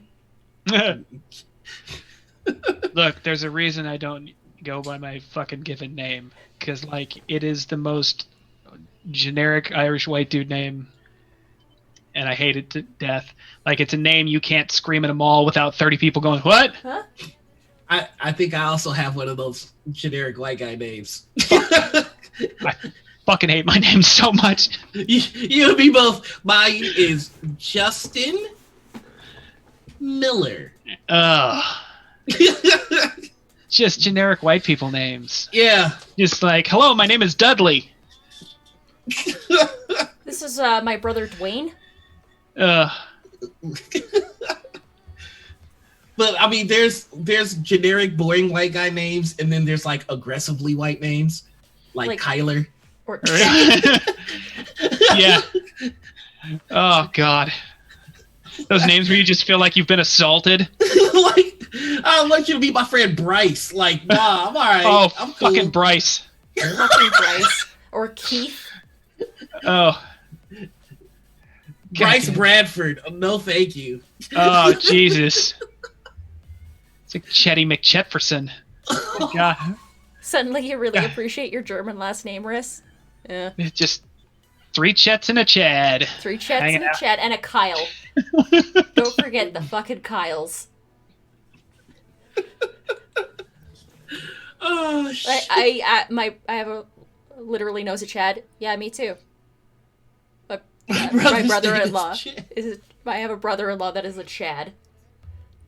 I feel bad. I know a Chad and he's pretty awesome, but I hate calling him fucking Chad because I feel like I'm I'm just gonna call you by your last name because I feel like I'm insulting you. I'm like, hey Chad, like I can't say it like non-sarcastically. Yeah, my friend like, Kaylin, her mom is literally named Karen. So, like, she was talking on the phone at her work the other day, and it's just like, well, okay. Like, she actually called her mom by her name, because they've got... her mom's kind of like a new age hippie type. It's like, okay, Karen, I'll talk to you later. Bye. And then someone at her work had overheard that and was like, you can't just call people Karen, that's a slur. Yes. Like, you mean my literal mother that I am talking to, whose name is Karen? Pushed. And even if her name wasn't Karen, no, it's not. It's really not. It's really not. If they want it to be so bad, it's kind of cute at this point. They think that it's a slur because they're so used to using slurs. Yeah. That they think it's a slur.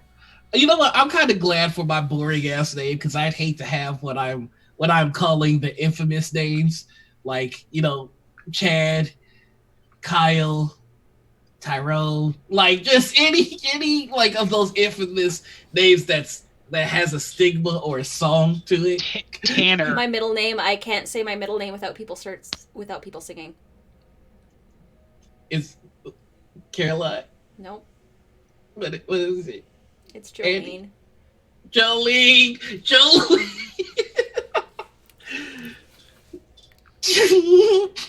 Yep.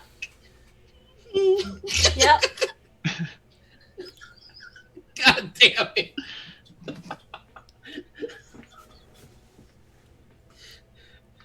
Like, can anybody say your whole name without like I was trying to, like, my mom would always say my full name and I knew I was fucked. Like, like when that would happen, it's just like I'm in trouble. No, but the I'm thinking, diminutive like, would get used for me when I was in trouble. So, Annie! Like, oh shit, I'm in trouble now. Yeah. People are saying Karen is a slur, but they'll still say Karen, but won't say the N-word, and so that immediately makes the argument invalid. Yeah. Justin's just gonna burst now.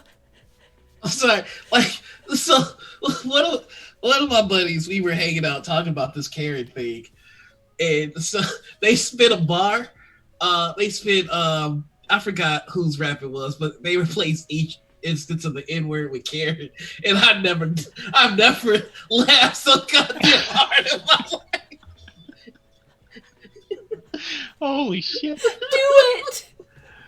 I don't know what song it was. But like that's my challenge to you. Just listen to like I'm censoring every use of the N word with Karen now. Yes. Yo, what's up, my Karen? Oh my These god, Karens do out it, here do it now. wilding out.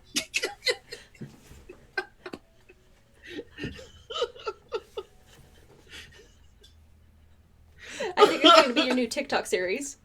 You just replace. Oh god, just do any NWA song.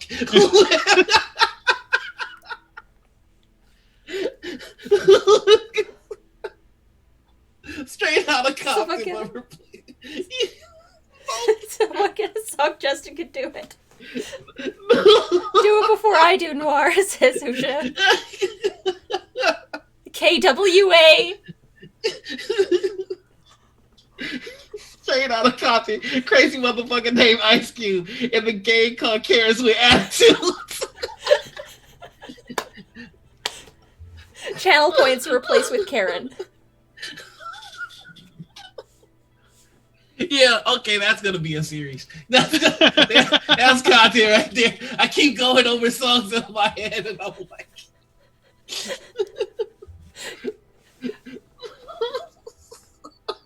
Yep, that's where we live now.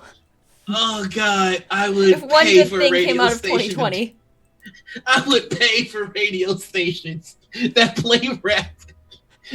Just every time, instead of muting it like they do, just have the blandest. Karen. Like Karen. it's kind of like the bad dubs for movies. Yeah. Yippee-ki-yay, Mother Karen. Oh my god. Replace every swear with Karen now. Do you know how lit Django would be?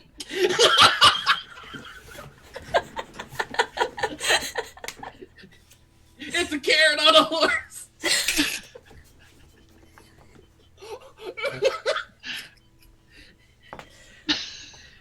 We don't want you Karens around here.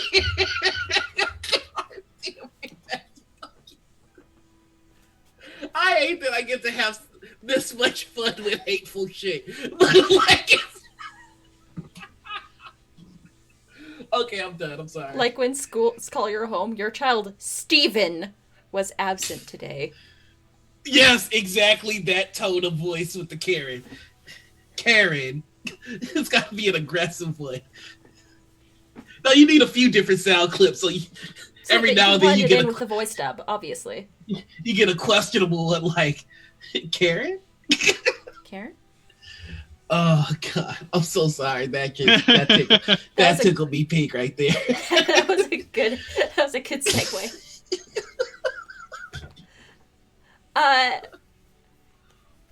Let's talk, I guess, a little bit about. I know we've been doing a lot of negativity today. This has been kind of a negative stream, and that's not a bad thing. No, we got to get the hate out the way. Yeah, I think we're done throwing shade. Let's throw some light. Let's go do a little bit more positive. What do you think is one something that you are looking forward to seeing in the TTRPG community?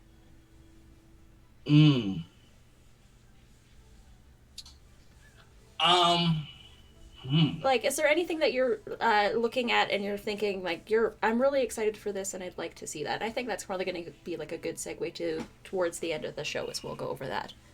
Okay. I've got one in mind. All right. More cogs on rocks, says Jamie. Uh, I think that the quarantine has inspired a lot of people to start streaming or got them interested in it. Um, and right now we're seeing just the start. We're seeing the seeds planted, and I think a lot of the seeds that have been planted by this quarantine are going to flourish into truly beautiful things. And the more that these people get experience, uh, and learn to develop whatever it is that they're doing. I think that if you take a look at the TTRPG space right now, you see a lot of people. I mean, when you ask them like, "What are you doing?" They kind of go, well, "I don't fucking know." just kind of doing a thing to survive.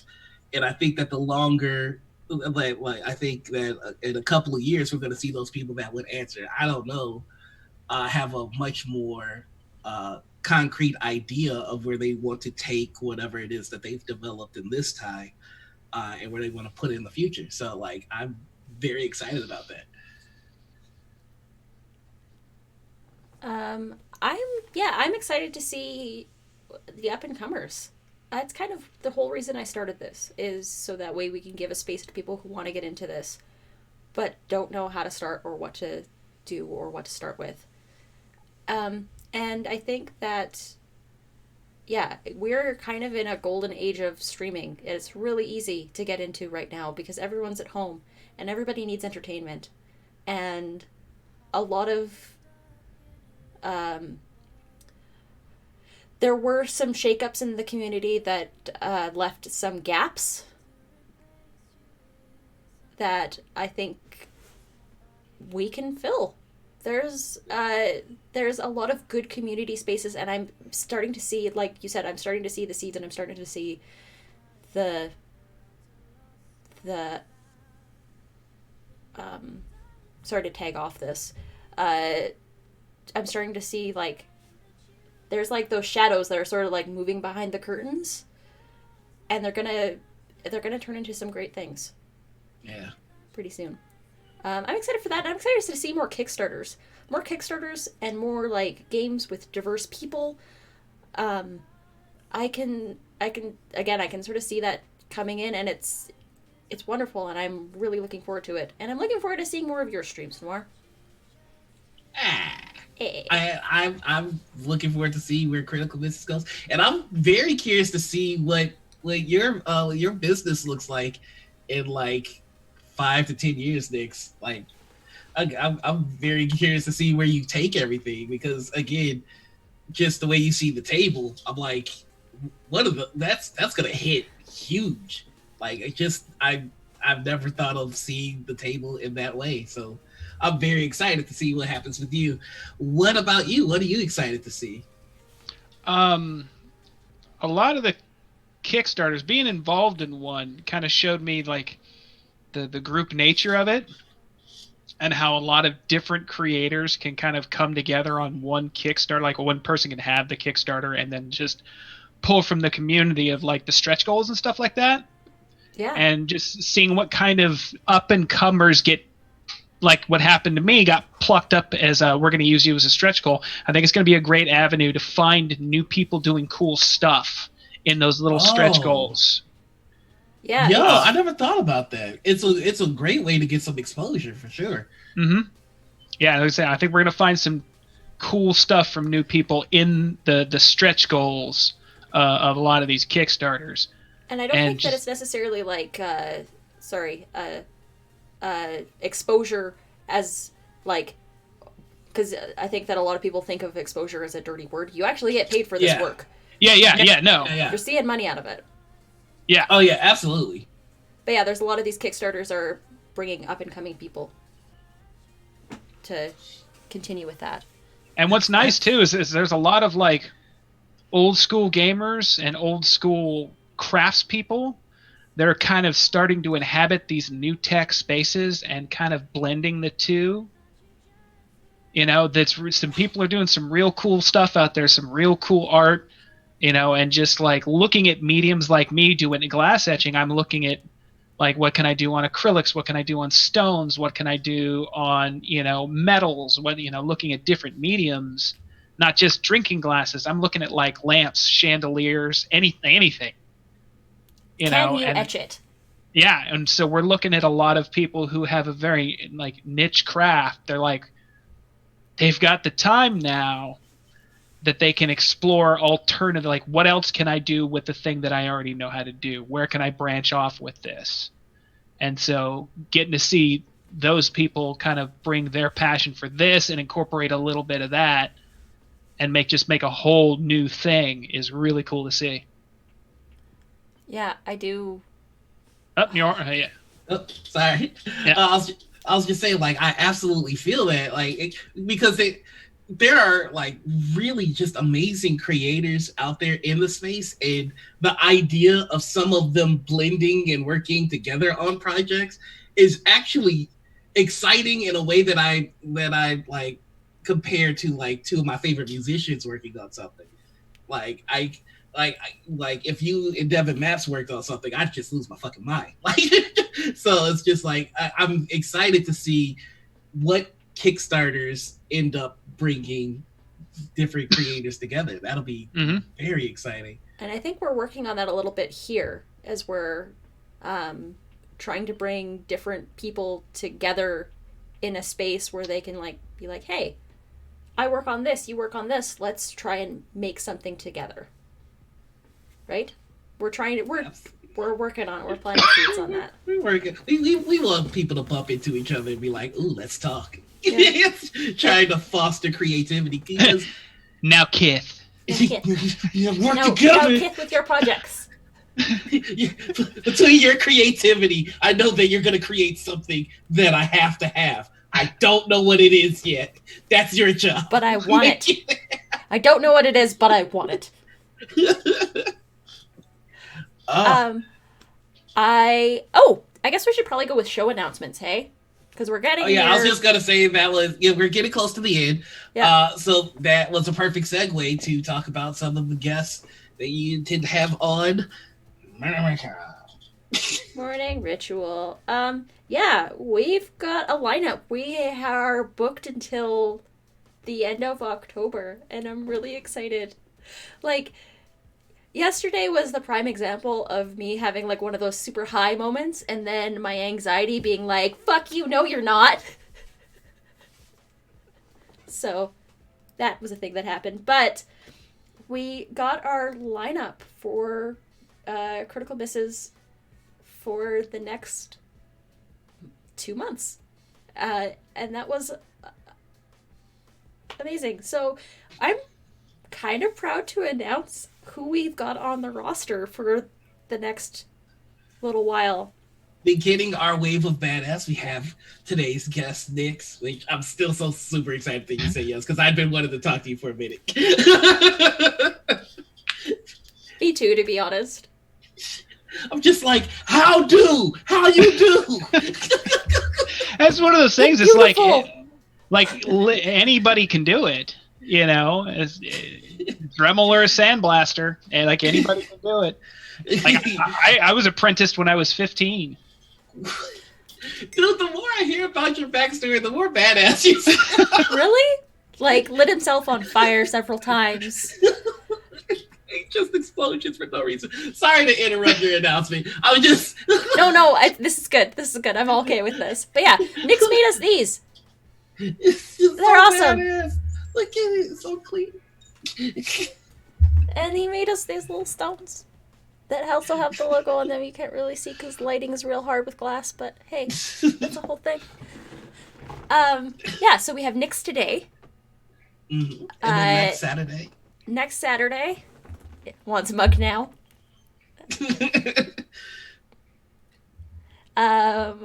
So next Saturday we have KP11 Studios, who is awesome, an amazing, fantastic photographer. Yes, link the Etsy shop. Thank you, Jamie. And yeah, you do custom work as well. That's what these were. This was a custom job that I ordered. Seriously, buy all the things. It's so cool. From there. I can't stop looking at it. Buy rock certificates on them and have them shipped to your door. And you can come back to this VOD and watch his face as he describes the process so you can see what you're doing. I should put a dick on it. Put a dick on it. imagining the astronaut meme? It's just got a dick on it. It's always had a dick. It always has been. And the gun is just a penis? Yeah. We need one of y'all to make that meme for us, please. This is why we have this show, for custom nonsense dick-related memes. That's If how you like you know it, when then you you should have put a made dick it. on it.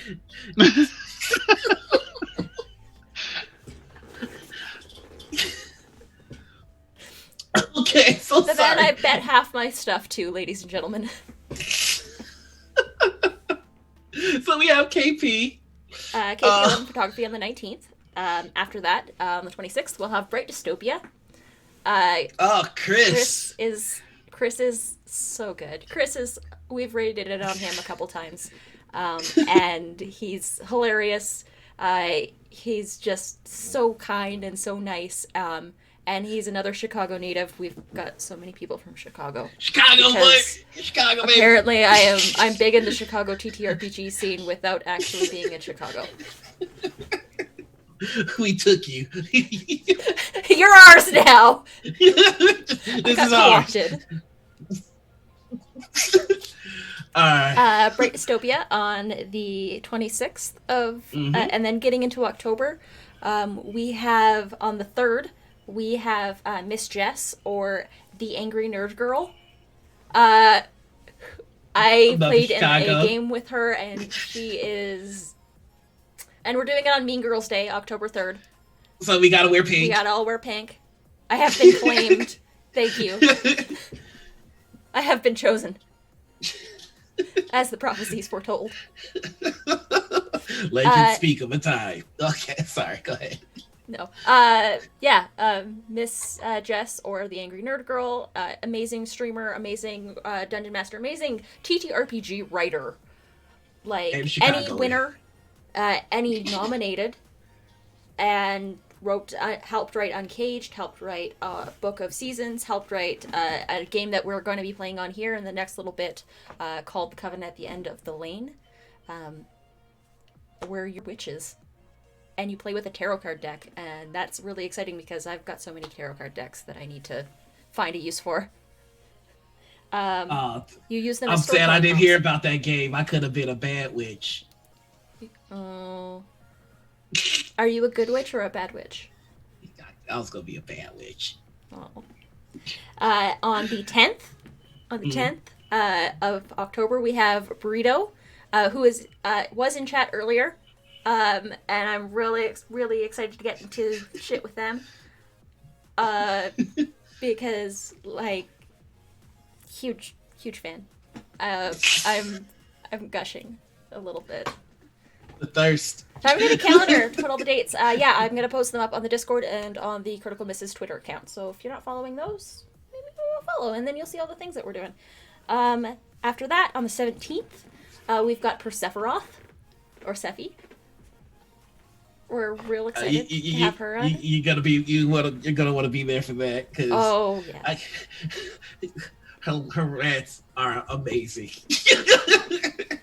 Like, real excited, really excited, and like, she's just gorgeous, and incredible, and so talented, and so wonderful, and nice. So that's going to be a fun one on the 17th. On the 24th, we have Wassa Bottle. They're a great up-and-coming streamer. And we're really excited to have them join the show. We've been promised one authentic Australian good day. We have been promised one authentic good day. I negotiated that into the contract. I was like, that's in our writer. Authentic Australian good day to start our show. Yeah, it's kind of a loaded lineup right now, and it's huge. We're I guess, should we do the 31st? I mean, it's up to you. The 31st is probably the biggest one because the people in the group chat for the green room haven't been privy to this yet, but said up and coming streamer. Thank you. I think for that. No, they gift. see me. I am an up and coming stripper. I'm so sorry. Never mind that. Just go. Just go with it. Just go. Ignore everything that I say ever. On October 31st, it's Saturday. We're going to be doing games all day, but we're going to start with a very special morning ritual. We're going to do a crossover episode with another morning talk show, Gnome Brew, with Gnome Medic and Eris. I don't know, it felt appropriate. Eris Savad. Yeah. Clipping, BRB. Thanks for that. Thanks for clipping that. Normally it's Nor who gets clipped in embarrassing circumstances. But yeah, we're gonna do a Gnome Brew morning ritual crossover, and I'm so excited. Like, Nora's been saying, "Oh, I'm gonna get a guest that's gonna break you, and I'm gonna get a guest that's gonna like just make you like." And I have delivered nothing but hot fire. And I'm like, no, it'll be fine. I'm usually not like super gushy or like super like over the top with these things. I cried yesterday when we got to that group chat and they said yes, and I was losing my mind just a little bit. Yeah, Gnome Brew is such a good show. So good. And yeah. They know what they're doing. They know they actually know what they're doing. I have no clue what I'm doing, but I do my best. I do my level best. No, it's mainly me. I'm sandbagging you. Spicy. I'm just. But yeah, that's the announcement. Got a plan for the whole month and a half, and we're really excited. I'm gonna post it up on socials because this lineup is real hot, real loaded, and it started today. It started today with Nyx, and thank you so much for stopping by and joining us and hanging out and being part of this madness. Yeah, I love this kind of madness.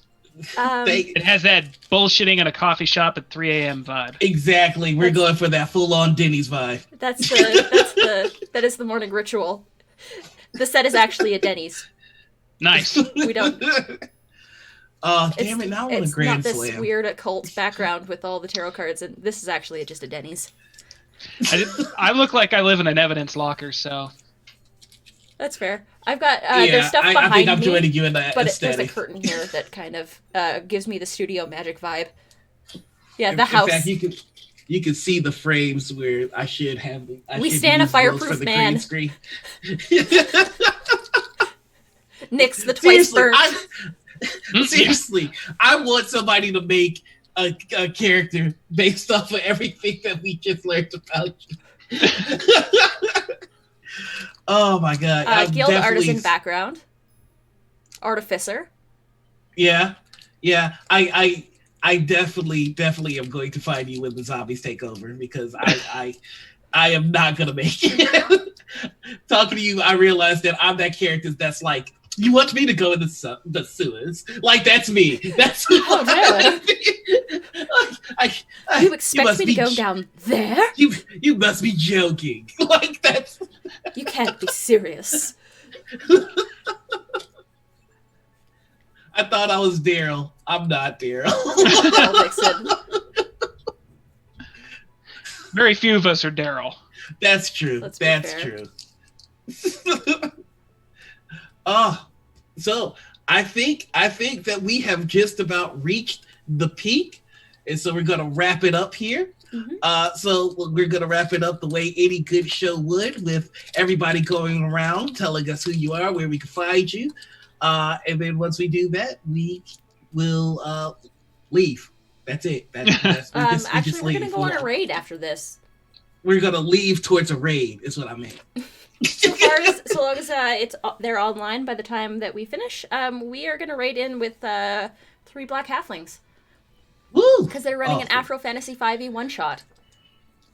And it sounds really cool, and I would like to watch that. So we're going to give them a raid. We're going to give them some love after this. Because they're not quite affiliated yet, but we can definitely bump their numbers with us popping in there. Oh, yeah. So, Nyx, our fire-resistant friend. Half Who are you? Where can we find you? Nick's at MC_sketch etching on Twitter. Punkle Nick's on Instagram. If you're into that, yeah. If you're an Instagrammable kind of person, I'm on Etsy. Etsy.com/shop/MC etching. Yeah, it's there. If you put in MC etching, you'll pretty much find me. Awesome. That's pretty much it. Me in a nutshell. Nice. Noir, who are you? Where can we find you now that we don't already know that you're here all the time? Hi, you just I'm live Noir. here. Yeah, I never go anywhere. I just sleep here. Hi, I'm Noir. You can find me on Twitch and Twitter as the Noir Enigma. You can find me on Instagram and SoundCloud. That's the one. As Noir Enigma. One of these days, I will make it so they're all the same, but it will not be this day. On Saturday mornings, you can find me right here on Morning Ritual. Later today, actually, you can find me on TPK Roleplay, where we're going to have the second episodes of the Bard's Refrain. The first episode, we played an entire one-shot without realizing that we were actually in a world based on the music of Phil Collins. So we're going to see where we end up in this episode. On Mondays, you can catch me over on Encounter Roleplay as Dr. RPG, and then over on Cobalt Press, where we have a lesson in deep magic. And every other Wednesday, you can find me on Last HP Hero for our Curse of Strahd game. So that is me in a nutshell, and moving right on over. I refuse to fit in a nutshell, so I will go on. In that nutshell. I'm sorry. I am not Tiny Thumbelina. I'm small, but I'm not Tiny Thumbelina.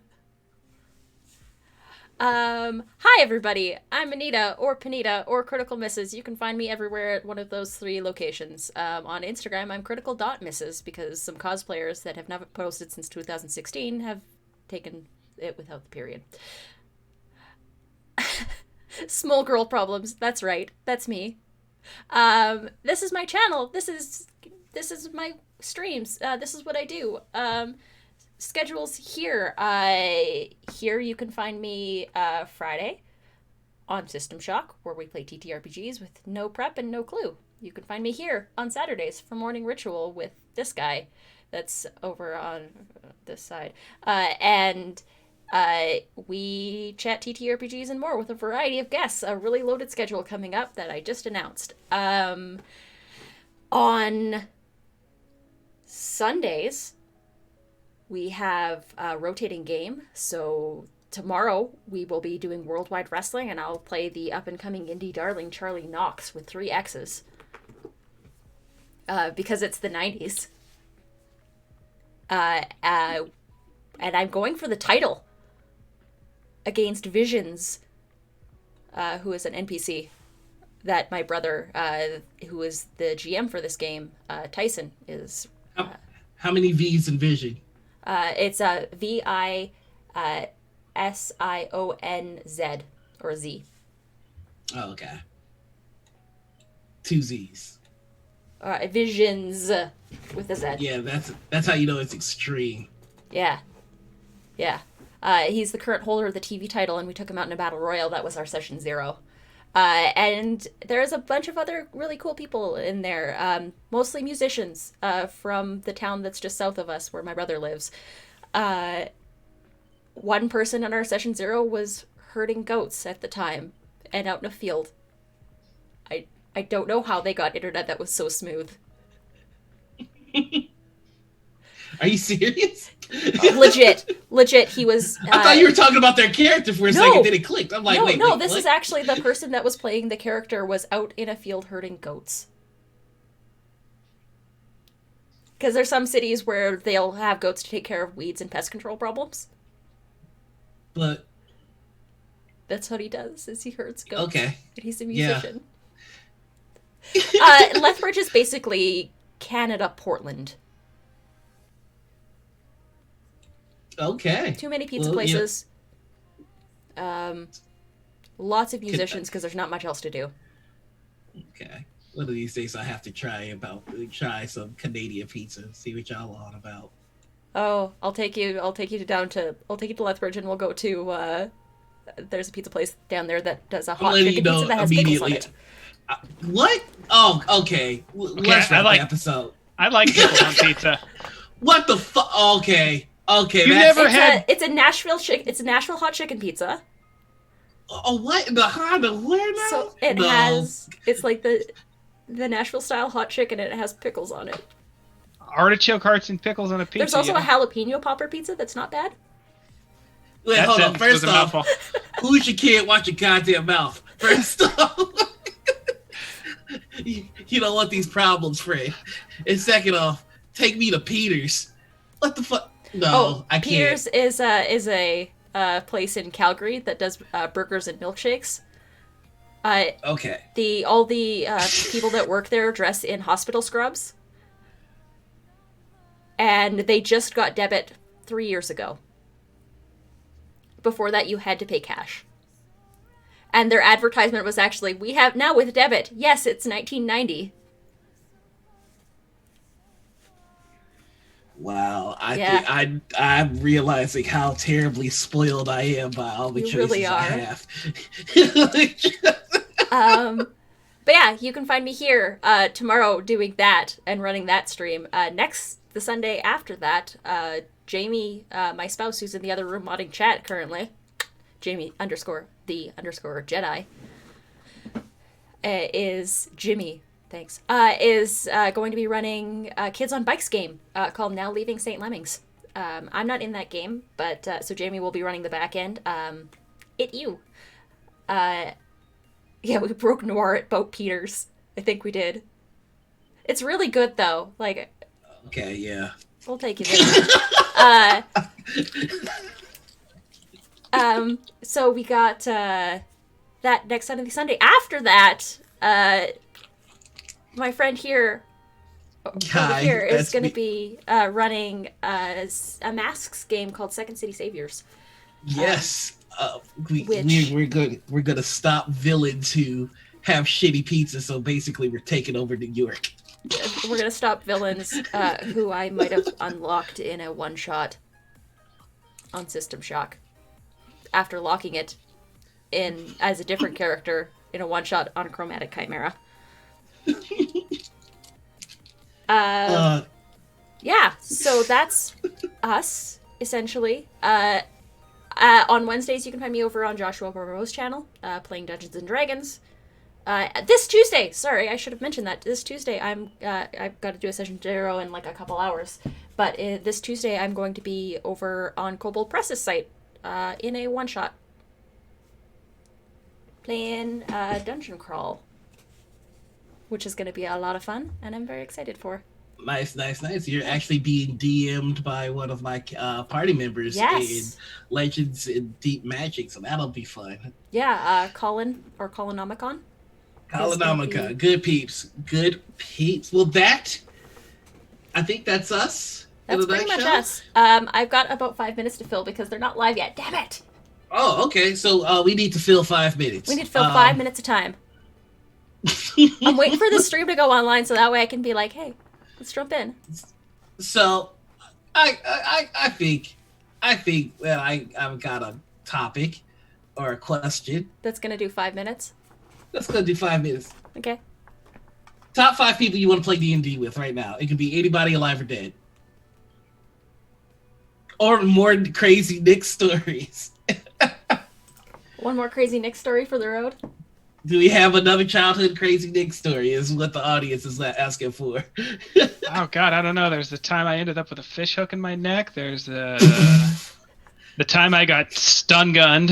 The time I set off a mousetrap with my tongue for $20. I know what dog food tastes like. I do that too. And it doesn't taste much different than Dinty Moore, actually. It's potatoes. That's about it. Let's see. I don't know. The audience goes, "Do you have any crazy stories?" It's just like, bam! I'm ready. I want to know how you got a fish hook in your neck. because that I can't go fishing without a fish hook ending up in me somehow. And this particular time, I was talking to somebody, and I wasn't even fishing.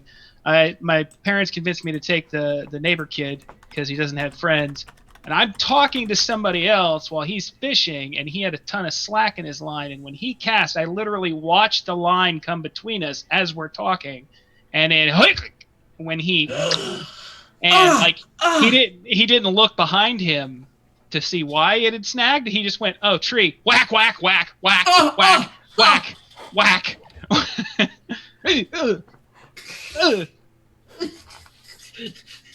Yeah. So are y'all still friends? Because I know I never liked that kid to begin with. Oh my god, that makes it so much worse. Yeah, my parents made me take him because he was lonely. Now we know why he was lonely, because he's fish hooking Karens in the neck. Fucking damn. Karens. I'm gonna make that a thing.